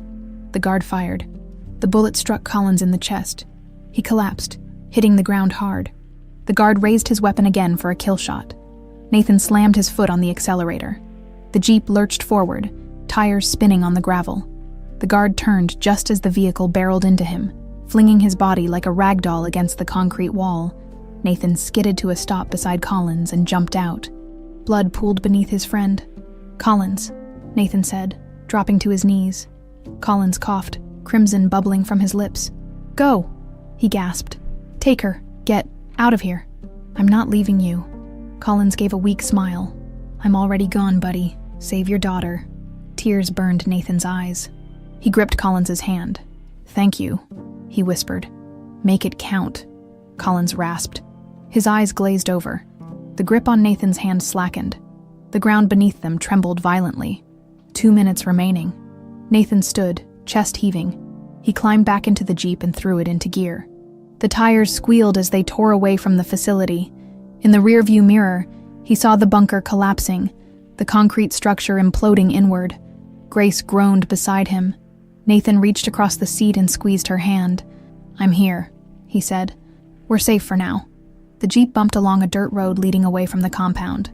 Trees blurred past on either side. Nathan's body screamed for rest, but he kept his foot pressed to the gas pedal. The explosion came a moment later. A deafening roar split the air. The ground shook, and a shockwave lifted the rear of the jeep momentarily before slamming it back down. Nathan fought to maintain control. In the mirror, a column of fire shot into the sky as the facility was reduced to rubble. The force of the blast shattered the jeep's back window. Glass rained down on them. Nathan clenched his jaw and kept driving. Miles later, when the forest thinned and the road met the main highway, he finally eased off the gas. His body sagged against the seat. Grace stirred, her eyes fluttering open. "Dad," she said, voice faint. "I'm here," Nathan said. Where are we?" "Far enough," Nathan replied. Though he wasn't sure if it was true, he glanced at his reflection in the rearview mirror. Blood smeared his face. His skin was pale, his eyes hollow. Grace touched the raw skin on her temples. "They did something to me," she whispered. Nathan's hands tightened on the wheel. "I know, but we'll figure it out. Together." Her eyes shimmered with unshed tears. "Why me?" "Because of your mom," Nathan said. "And because of something in your DNA. But none of that matters. You're not just some experiment. You're my daughter, and I swear I won't let them take you again." Grace leaned against him, exhausted. Nathan drove in silence, mind spinning. Richard Steele was the tip of a much larger iceberg. Project Eclipse had reach, resources, and a level of scientific sophistication far beyond anything Nathan had imagined. They needed help, and he knew just the person to call. He pulled into a gas station and used a disposable phone to dial a secure number he hadn't used in years. It rang twice before a voice answered. "Who the hell is this?" A gruff voice demanded. "It's Nathan Steele," he said. "I need your help." "Reyes, they're after my daughter." Silence on the other end. Then, "Where are you?" Nathan gave the coordinates. "Stay put," Reyes said. "And watch your back. If they've marked her, this won't stop until they have what they want." Nathan ended the call. He sat back, heart pounding. Grace slept beside him. Face pale, brow furrowed in troubled dreams, Nathan stroked her hair. "Hang on, baby," he whispered. "We're just getting started." He looked out at the dark road ahead, knowing the storm hadn't passed. It had only just begun. Nathan Steele sat behind the wheel of the battered Jeep, watching the empty road through the cracked windshield. The distant hum of passing trucks faded into the night, leaving only the soft rasp of Grace's breathing beside him. She slept fitfully, her head resting against his shoulder. Even in sleep, her brow remained furrowed, her body tense as though her subconscious still braced for danger.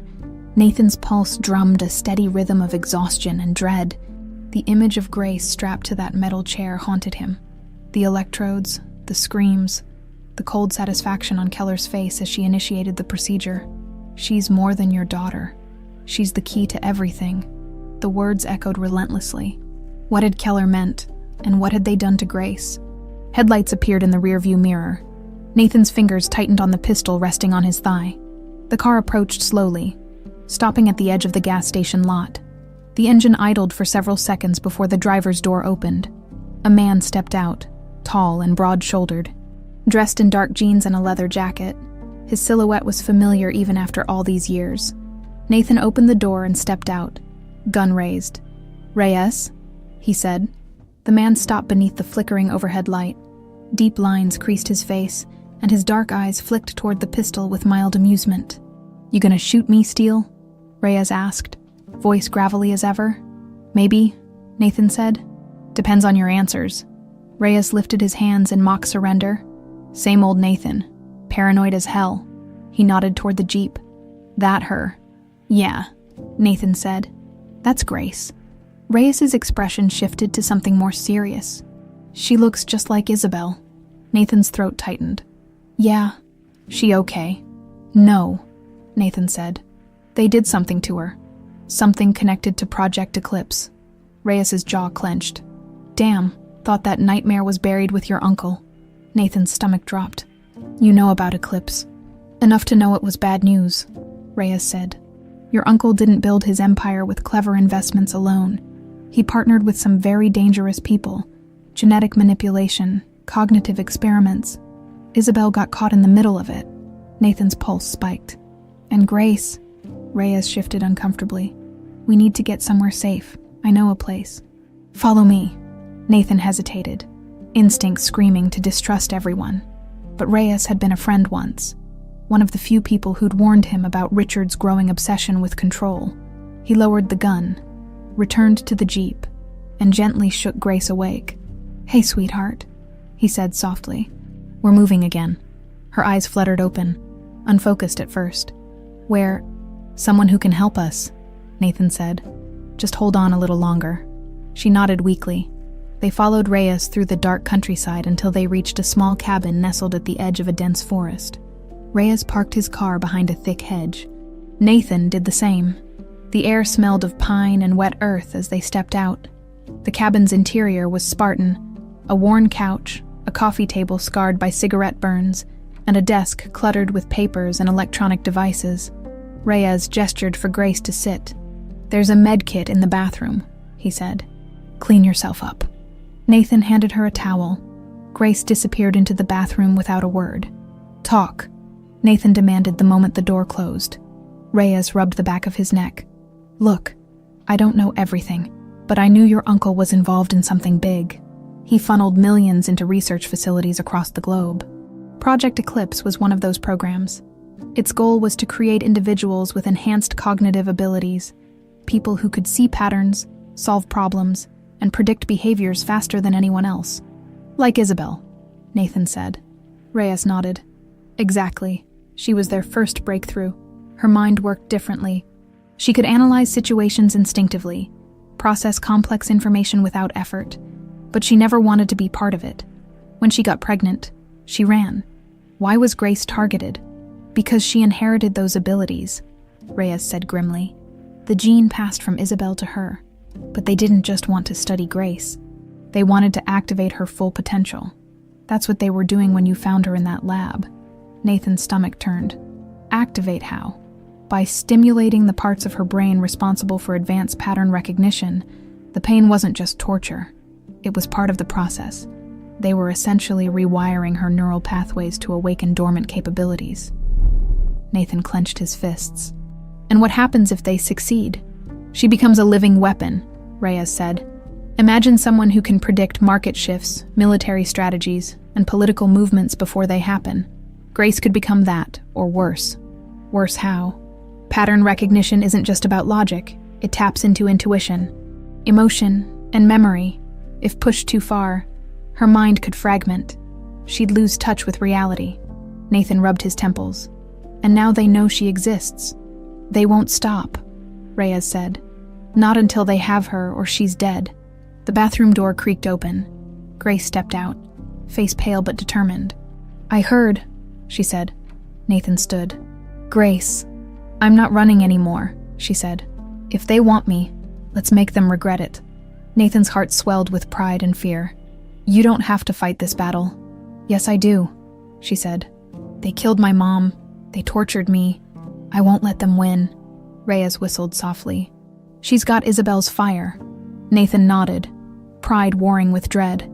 Okay, he said. Then we fight back. Reyes opened his laptop and pulled up a file directory. I've been monitoring encrypted communications related to Eclipse. After you escaped the bunker, chatter spiked. They're regrouping at a site in Chicago, an old corporate lab once owned by Steel Industries. Chicago, Nathan muttered. His company had dozens of properties there, including a high-security R&D facility. That's their nerve center. Exactly, Reyes said. They're probably preparing to resume Grace's activation. But now they know you're a threat. Security will be tight. Nathan's mind raced. The enemy was powerful, but power bred arrogance, and that arrogance could be exploited. We hit them hard, Nathan said. We go to that lab, destroy everything, and make sure they can't touch Grace again. Grace sat beside him. I want to help. Nathan cupped her face. You already are, sweetheart, but you need to stay sharp. They're after your mind. If you start feeling different, tell me immediately. She nodded, though fear flickered in her eyes. Reyes handed Nathan a pistol. We've got one shot at this. If we fail, they win. Nathan accepted the weapon and met his old friend's gaze. Then we don't fail. The cabin fell into silence. Outside, the wind stirred the trees like a whispered warning. The fight wasn't over. It was just beginning. Nathan hugged Grace, his jaw tight. They were stepping into the lion's den. And this time, there was no turning back. The night air was crisp and unforgiving as Nathan Steele guided the car through the empty streets of Chicago. The skyline loomed like a steel and glass fortress, each glowing window a potential eye watching their approach. Grace sat in the back seat, eyes fixed on the illuminated cityscape, while Reyes navigated beside Nathan, laptop balanced on his knees. The lab's located in an old Steel Industries R&D facility on Wabash Avenue, Reyes said, tapping on the keyboard. I've intercepted encrypted comms. They're prepping for Phase 3. Nathan's grip on the steering wheel tightened. What does that mean? Reyes exhaled sharply. Phase 1 was tracking Grace. Phase 2 was initiating the cognitive activation. Phase 3. It's the final stage. Grace leaned forward. What happens if they finish it? Her neural pathways will become hyperactive, Reyes explained. Her brain will start identifying complex patterns automatically, but the strain could cause cognitive collapse if she isn't stabilized. Or, Nathan added, voice grim, they get their super weapon and she loses herself. Reyes nodded. Exactly. Nathan swore under his breath and made a sharp right turn, the tires skidding slightly on the slick pavement. His company had once prided itself on cutting-edge research, pushing the boundaries of human potential. Now, that ambition had morphed into a nightmare with his daughter caught in the center. How much security are we looking at? Nathan asked. Substantial, Reyes said. Thermal scanners, motion sensors, and at least a dozen guards. Plus, Keller's still out there. He glanced at Grace through the rearview mirror. They won't underestimate you again. Grace clenched her jaw. Good, I won't underestimate them either. The car turned into an abandoned parking lot adjacent to the lab. Nathan killed the engine, plunging the interior into silence. Across the street, the facility stood as a dark monolith, its concrete walls broken only by narrow, reinforced windows. A single guard booth sat at the entrance, manned by a figure whose breath fogged the glass in the chilly night. Nathan checked his weapon. The cold metal felt heavier than usual. We go in quiet, fast, no mistakes. Reyes nodded, tucking a knife into his jacket. Grace pulled a compact pistol from her bag, a weapon Nathan had reluctantly allowed her to carry. She met his gaze. "Ready?" he asked. She exhaled slowly. "Let's end this." They slipped from the car. Staying low as they crossed the street, the pavement glistened with moisture from a recent rain, muffling their footsteps. Reyes peeled off toward the security booth while Nathan and Grace crept toward the main entrance. The guard at the booth barely had time to react before Reyes appeared behind him. Wrapping an arm around his throat and cutting off his air supply, the man struggled briefly, then went limp. Reyes waved toward Nathan. "Camera feeds are down," Reyes whispered through the comms. "You're clear." Nathan led Grace to the side door. He swiped an old security card he'd kept from his days as CEO. The light turned green with a soft beep, and the door clicked open. Inside, the building smelled of ozone and industrial cleaner. Their footsteps echoed softly on the polished concrete. The dim emergency lighting cast long, jagged shadows on the walls. "Where would they keep her?" Grace asked. "Sub-level 2, Nathan said. "That's where the high-security labs were." They reached the stairwell. Reyes's voice crackled in their earpieces. 2 guards stationed on sub-level 2, armed, moving toward the central corridor. "Copy," Nathan said. The descent was slow, each step a calculated move. The stairwell door opened onto a sterile hallway, lined with thick glass panels revealing empty laboratories. The hum of machinery reverberated through the walls. Nathan motioned for Grace to stay back as the guards approached. He pressed against the wall, pistol raised. The first guard rounded the corner. Rifle raised, eyes scanning the shadows. Nathan fired once. The silenced shot struck the man's temple. He collapsed without a sound. The second guard spun toward the noise. Grace stepped from the shadows and squeezed the trigger. The shot hit the guard's chest, sending him sprawling backward. Nathan knelt beside Grace, placing a hand on her shoulder. "You okay?" Her eyes glimmered in the dim light. "I didn't hesitate this time." "Good," he said. "But stay sharp. It only gets harder from here." Reyes's voice returned. "They know you're here. Keller's ordered a lockdown. You've got about 5 minutes before the building goes into full containment mode." Nathan's pulse quickened. "We need to move." They sprinted down the hall. The lab at the far end bore a familiar name etched into the frosted glass: Eclipse Neurogenics. Nathan's gut twisted as he swiped his card again. The lock disengaged with a soft hiss. The lab beyond was a cold, sterile chamber dominated by a central medical chair surrounded by monitors. Electrodes dangled from the ceiling like mechanical snakes. The chair's surface was stained with blood, Grace's blood. She stared at it, face pale. Nathan touched her arm. "You survived this," he whispered. "You're stronger than they know." A door on the far side of the room opened. Footsteps approached. "Keller," Nathan said, recognizing the sharp click of high-heeled boots against the floor. The woman emerged from the shadows, gun in hand, lips curved into a mocking smile. A dark bandage wrapped around her wounded shoulder. "Persistent as always, Nathan," Keller said. "But you can't stop this." "Let her go," Nathan ordered. Aiming his pistol, Keller laughed softly. "She's not a hostage. She's the future. You think you can keep her from what she's destined to become?" Grace stepped beside Nathan. "I decide my own destiny," she said. "Do you?" Keller tilted her head. "Your mind's already changing, Grace. You feel it, don't you? The patterns, the connections, they're forming whether you want them to or not." Grace's breath caught. Nathan saw the flicker of fear in her eyes. "Don't listen to her," Nathan said, but Grace's eyes glazed over, unfocused. "The patterns," she whispered. Keller smiled. "There it is. The activation is complete. Welcome to your new self, Grace." Nathan squeezed Grace's hand. "Stay with me, sweetheart. Look at me." Her eyes snapped to his. I can see everything," she said, voice trembling. "The layout of the building, the guards, their movements, it's like watching a puzzle solve itself in real time." Keller took a step forward. "That gift is why your mother died, Grace. She fought it. Don't make the same mistake." Nathan fired. Keller anticipated the shot, ducking as the bullet shattered a glass monitor behind her. She rolled and returned fire.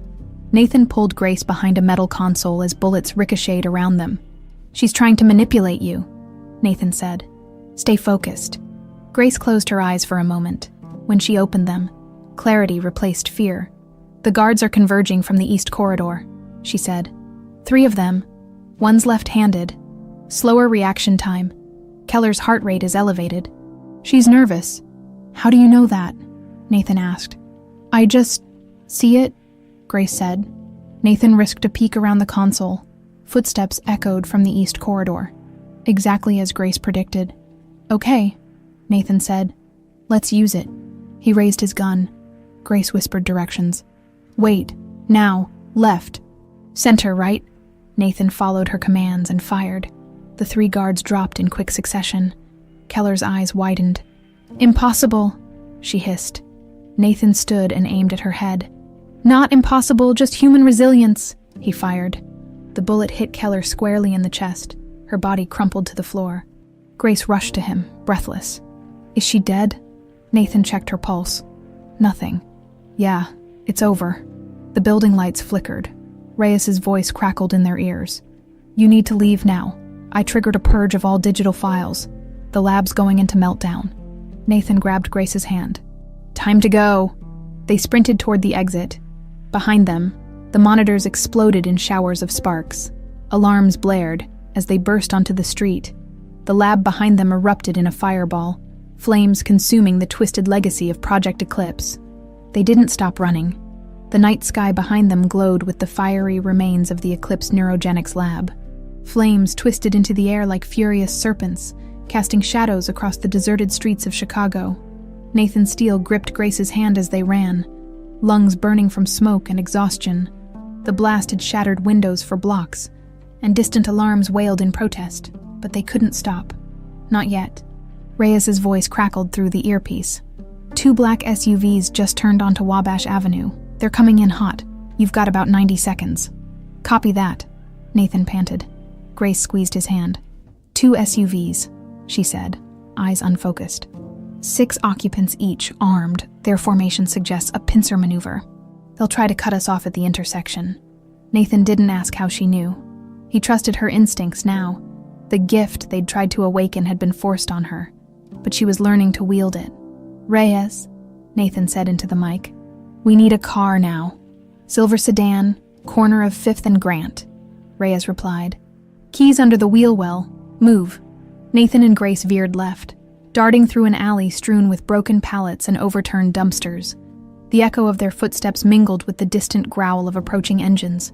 Grace pointed ahead. "That dumpster," she said. "Use it to climb the fence." Nathan followed her lead without question. They reached the rusty container and scrambled up. Nathan grunted as his injured side flared with pain, but he pushed through it, hoisting Grace over the fence before vaulting it himself. The landing jarred his entire body, but there was no time to recover. The silver sedan sat at the curb, exactly where Reyes had said it would be. Nathan dropped to one knee, felt under the wheel well, and found the key taped to the metal. He threw open the door as Grace slid into the passenger seat. "Seatbelt," he ordered, cranking the engine. The sedan roared to life just as the first SUV skidded around the corner behind them, headlights blazing. Bullets shattered the rear windshield as Nathan slammed the accelerator. The car surged forward, tires squealing against wet pavement. "Left on Oak Street," Grace instructed, glancing at the side mirror. "They'll try to cut us off on Michigan Avenue." Nathan turned sharply, the sedan fishtailing before regaining traction. His knuckles whitened on the steering wheel. "They're coordinating like a military unit," he muttered. "Who the hell are these people?" "Not just mercenaries," Grace said, eyes distant. "They're connected to something bigger, and whoever's behind them, they're still watching us." Nathan's stomach tightened. The burning lab had been a major blow, but it wasn't the end. Eclipse was more than one facility. "Reyes," Nathan said into the comm, "find me the top brass behind Project Eclipse. I want names." "Already working on it," Reyes replied. "But you rattled a hornet's nest tonight. They're locking down systems across the country." "Somebody powerful doesn't want this exposed." Nathan gritted his teeth. "Yeah, well, I'm done playing defense." The sedan screeched through another turn, tires skimming the curb. Grace pointed to an underground parking garage ahead. "In there," she said. "The SUVs will overshoot if we go in fast." Nathan stomped the accelerator. The car jolted forward, racing into the dark entrance of the garage. The concrete walls compressed the roar of the engine into a deafening growl. Nathan killed the headlights and coasted into a shadowed corner. They waited, hearts racing. The SUVs thundered past the entrance seconds later, oblivious to their hiding spot. Nathan exhaled. Good call. Grace wiped sweat from her brow. I could see it, the way they'd move, like pieces on a chessboard. Yeah, Nathan said softly. You're starting to understand it. She met his gaze, eyes filled with apprehension. What if I can't stop it? What if I lose control like they said I would? You won't, Nathan said firmly. You're stronger than they ever expected. And you're not alone. We'll figure this out. Together. Her lips quivered into a faint smile. Okay. Nathan looked at the dashboard clock. 2:47 a.m. The city was still asleep, unaware of the war being waged in its shadows. Where to now? Grace asked. Reyes came back on the line. I've got something, he said. One of Richard Steele's old offshore accounts was just accessed. A shell company funneled funds into a private research facility in Colorado, and guess who the signatory is? Who? Nathan demanded. Keller, Reyes said. The woman you shot. Nathan's jaw tightened. That's impossible. I shot her point blank. Apparently not, Reyes said. She's alive and she's calling the shots from a site near Telluride. Nathan rubbed his temple. So the fire was a distraction. She's still running the operation. Looks like it, Reyes said. And based on these financial records, she's ramping up for something big. Grace's hands clenched into fists. She's still after me. Nathan nodded grimly. Yeah, and this time, we take the fight to her. They drove west, stopping only to refuel and swap cars twice to avoid detection. The Rocky Mountains rose like jagged sentinels as they approached Telluride at dawn. Reyes met them at a small motel on the outskirts of town.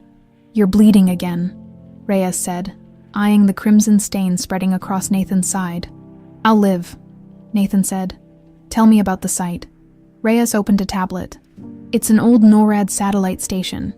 Keller's crew retrofitted it into a neurogenetic facility 2 years ago.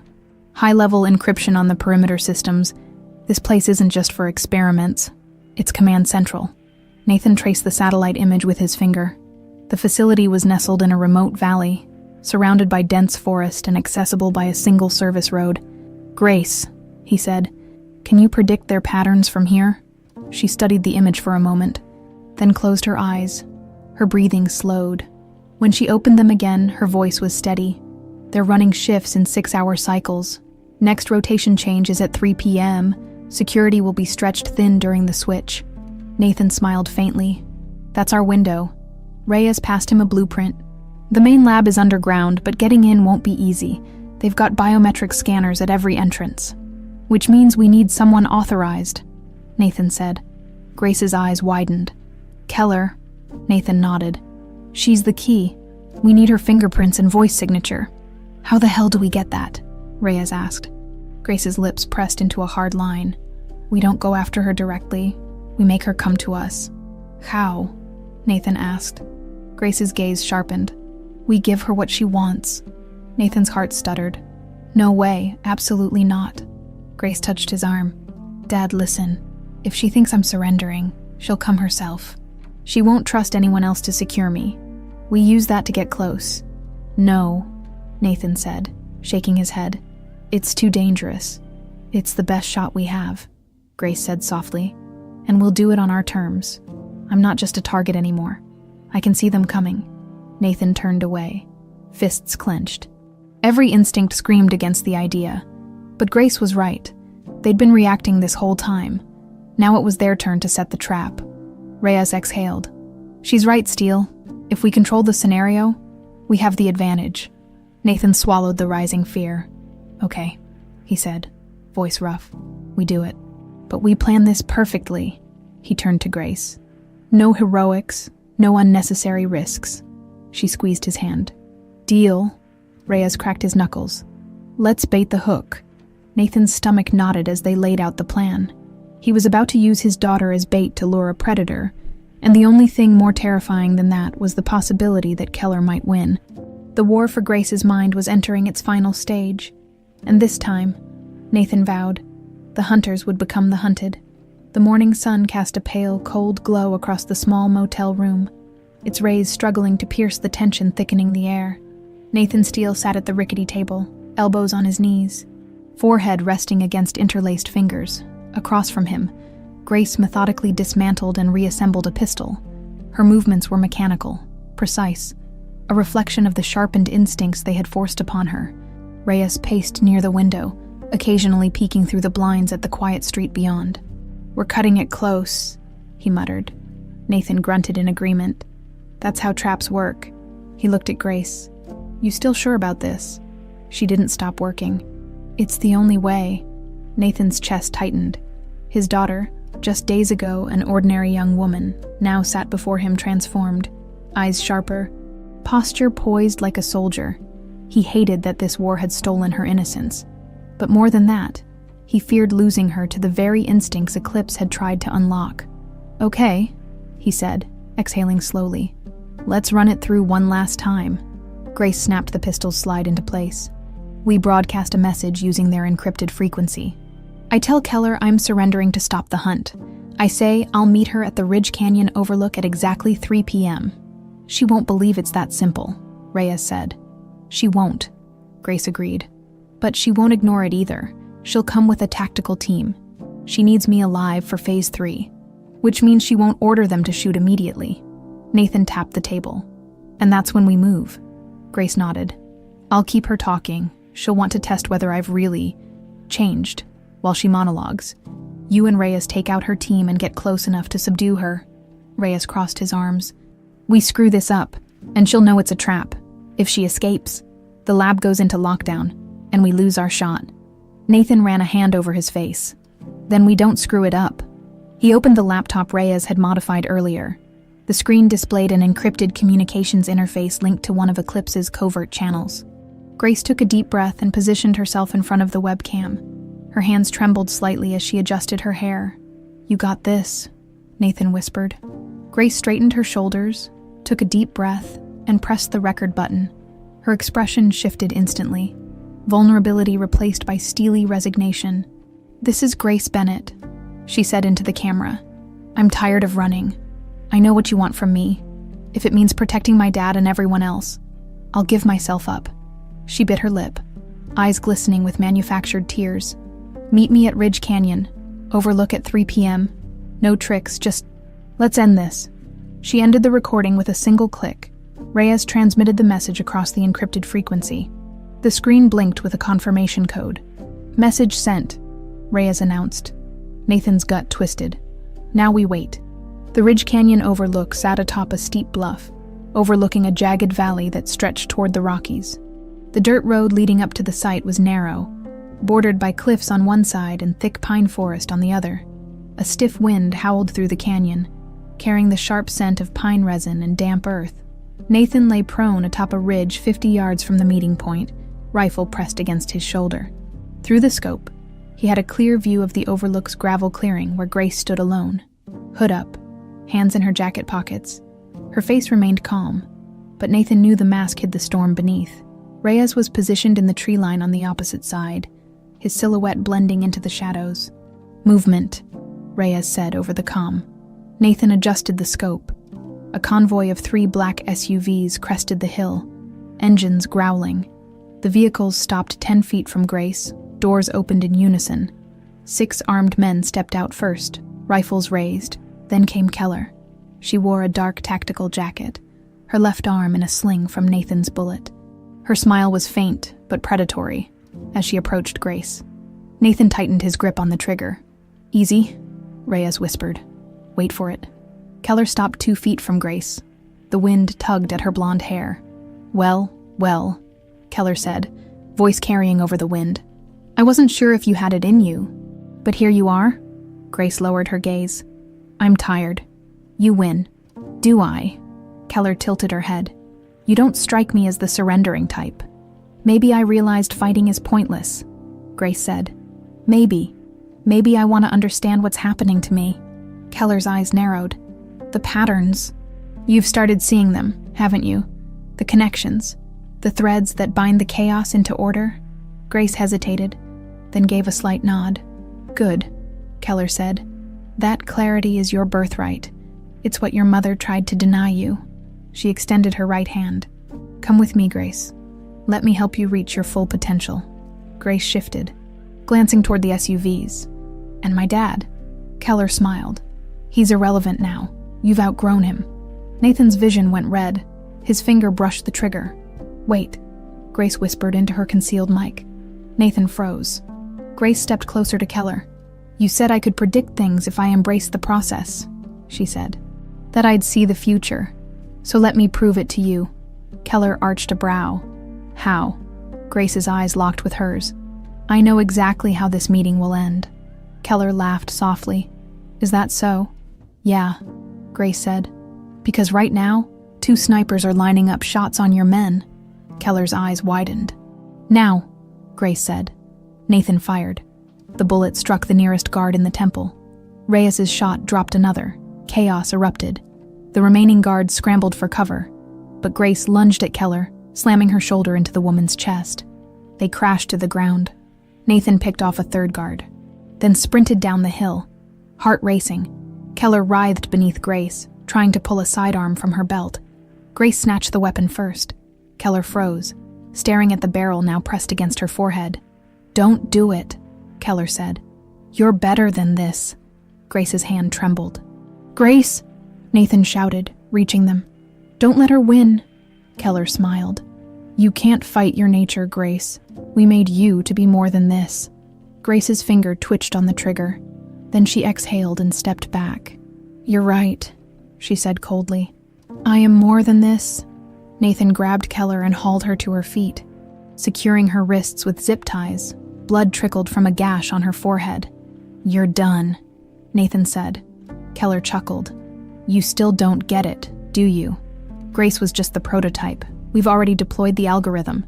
Thousands of minds connected through digital infrastructure. Finance, military, infrastructure. The network is live. Nathan's heart stuttered. You're lying. Am I? Keller smirked. Shoot me, and you lose your only chance to stop it. Nathan stared into her eyes, searching for deception. She's telling the truth, Grace said, voice distant. I can feel it. The connections. They're already there. Nathan's blood ran cold. Eclipse had moved beyond genetics. They'd turned Grace's abilities into a global tool for domination. What do we do? He asked Grace. She closed her eyes. When she opened them, they gleamed with cold determination. We end it, she said. All of it. The wind howled across the ridge canyon overlook. Carrying with it the scent of pine and gunpowder, Nathan Steele gripped Keller's bound wrists as if his life depended on it. And maybe it did. Blood dripped from the cut on her forehead, but the satisfaction in her eyes hadn't wavered. We end it, Grace had said. Nathan turned to his daughter. How do we stop something that's already live? Grace's eyes glazed over for a moment as she focused on the unseen web of connections in her mind. The network. It's distributed across global servers, but there's a central control node. She blinked and pointed east. It's at the Telluride command facility. Deep underground, if we destroy that hub, the entire network collapses. You're bluffing, Keller sneered. Grace shook her head. You made me see the patterns.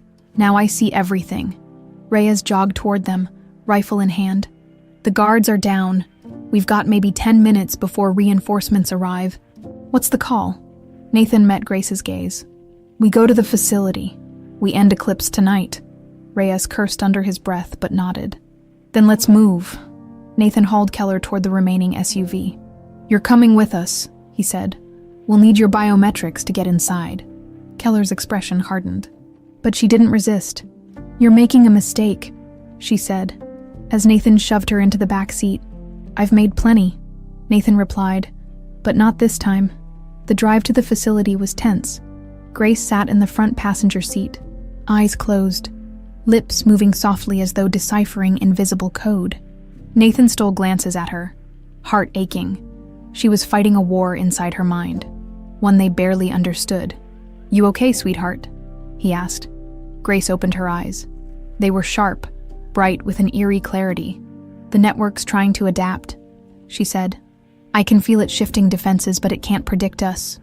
Not yet. Nathan squeezed the steering wheel. We'll keep it that way.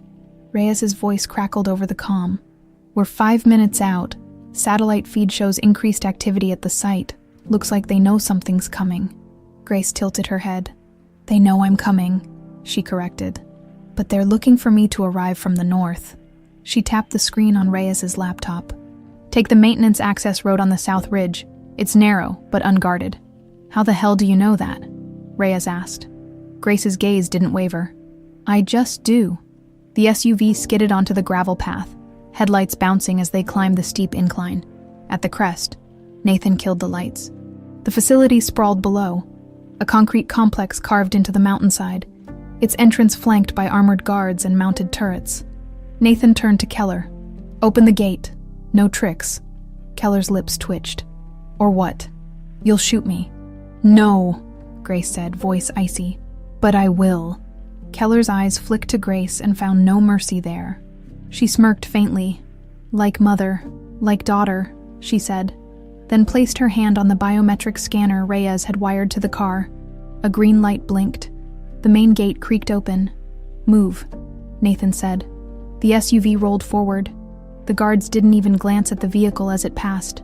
To them, Keller was a high-level asset returning from an external operation. But the moment they cleared the gate, alarms blared. Shit, Reyes hissed. They caught on. Get to the command center, Nathan barked. Grace, lead the way. The facility's interior was sterile and industrial, with polished concrete floors and cold fluorescent lighting. Grace navigated the maze of corridors as if she'd memorized the layout. Nathan and Reyes flanked her with weapons drawn. Keller, wrists bound with zip ties, walked ahead as their unwilling guide. They reached a reinforced door marked Primary Command Center. Keller's palm and voice print were required to open it. Do it, Nathan ordered. Keller glared at him, then leaned toward the intercom. Keller, authorization Delta 7. The door hissed open. Inside, rows of servers hummed, their indicator lights blinking like a mechanical constellation. The main terminal stood on a raised platform. Grace sprinted to it. Reyes moved to cover the entrance while Nathan shoved Keller into a chair and aimed his pistol at her. One move, Nathan warned, and you're done. Keller tilted her head. You're in over your head, Steele. Do you really think one facility shutdown will stop us? Eclipse is bigger than this building. Nathan's hand steadied. We'll see. Grace's fingers danced over the keyboard, screens filled with cascading code. She frowned. They're rerouting server control through secondary nodes. I need more time. How much? Nathan asked. 2 minutes, she said. The overhead speakers crackled.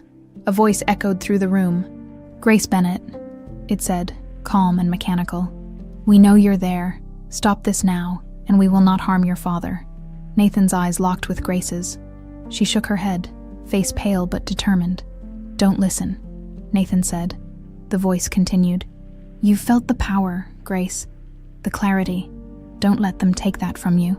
You can be so much more. Grace's hands faltered on the keyboard. Grace? Nathan barked. She blinked and resumed typing. Keller chuckled softly. She's already ours. Nathan pistol whipped her. Keller slumped unconscious. 30 seconds, Grace shouted. Reyes fired at figures appearing at the far end of the hallway. They're coming in hot. Nathan joined him, squeezing off rounds as black-clad operatives advanced. Muzzle flashes lit the corridor. Bullets chewed through the walls around them. 10 seconds, Grace called. A bullet grazed Nathan's arm. He hissed in pain but kept firing. Reyes dropped 2 assailants before taking a hit to the shoulder. He fell with a grunt. Got it, Grace screamed. She hit the enter key. The server racks groaned as power surged through them. Sparks erupted from consoles. The facility lights flickered, then died. The screens all displayed the same message. Core network disrupted. System failure irreversible. The facility trembled. Explosions erupted deep below, shaking the floor. Time to go, Nathan shouted. He hoisted Reyes onto his shoulder and grabbed Grace's hand. They sprinted toward the emergency exit. The building groaned as detonations cascaded through the subterranean levels. Fire licked at the walls, and smoke thickened the air. They burst into the open just as a massive explosion tore through the mountain, sending debris skyward. The shockwave knocked them off their feet. Nathan shielded Grace with his body as concrete shrapnel rained down. When the dust settled, The facility was gone, reduced to a smoldering crater. Nathan coughed and helped Grace to her feet. Reyes groaned beside them but gave a thumbs up. "It worked," Grace whispered. Nathan followed her gaze to the sky. The stars flickered, unobstructed by digital interference. The omnipresent hum she'd felt in the back of her mind was gone. "It's over," Nathan said. Grace leaned into him. "Yeah," she whispered. "It's over." But as the wind carried away the last traces of smoke, Nathan couldn't shake the feeling that the war wasn't truly finished. Eclipse might be dead, but the minds behind it were still out there, and they would never forget the name Grace Bennett, or the father who had helped her burn their empire to the ground.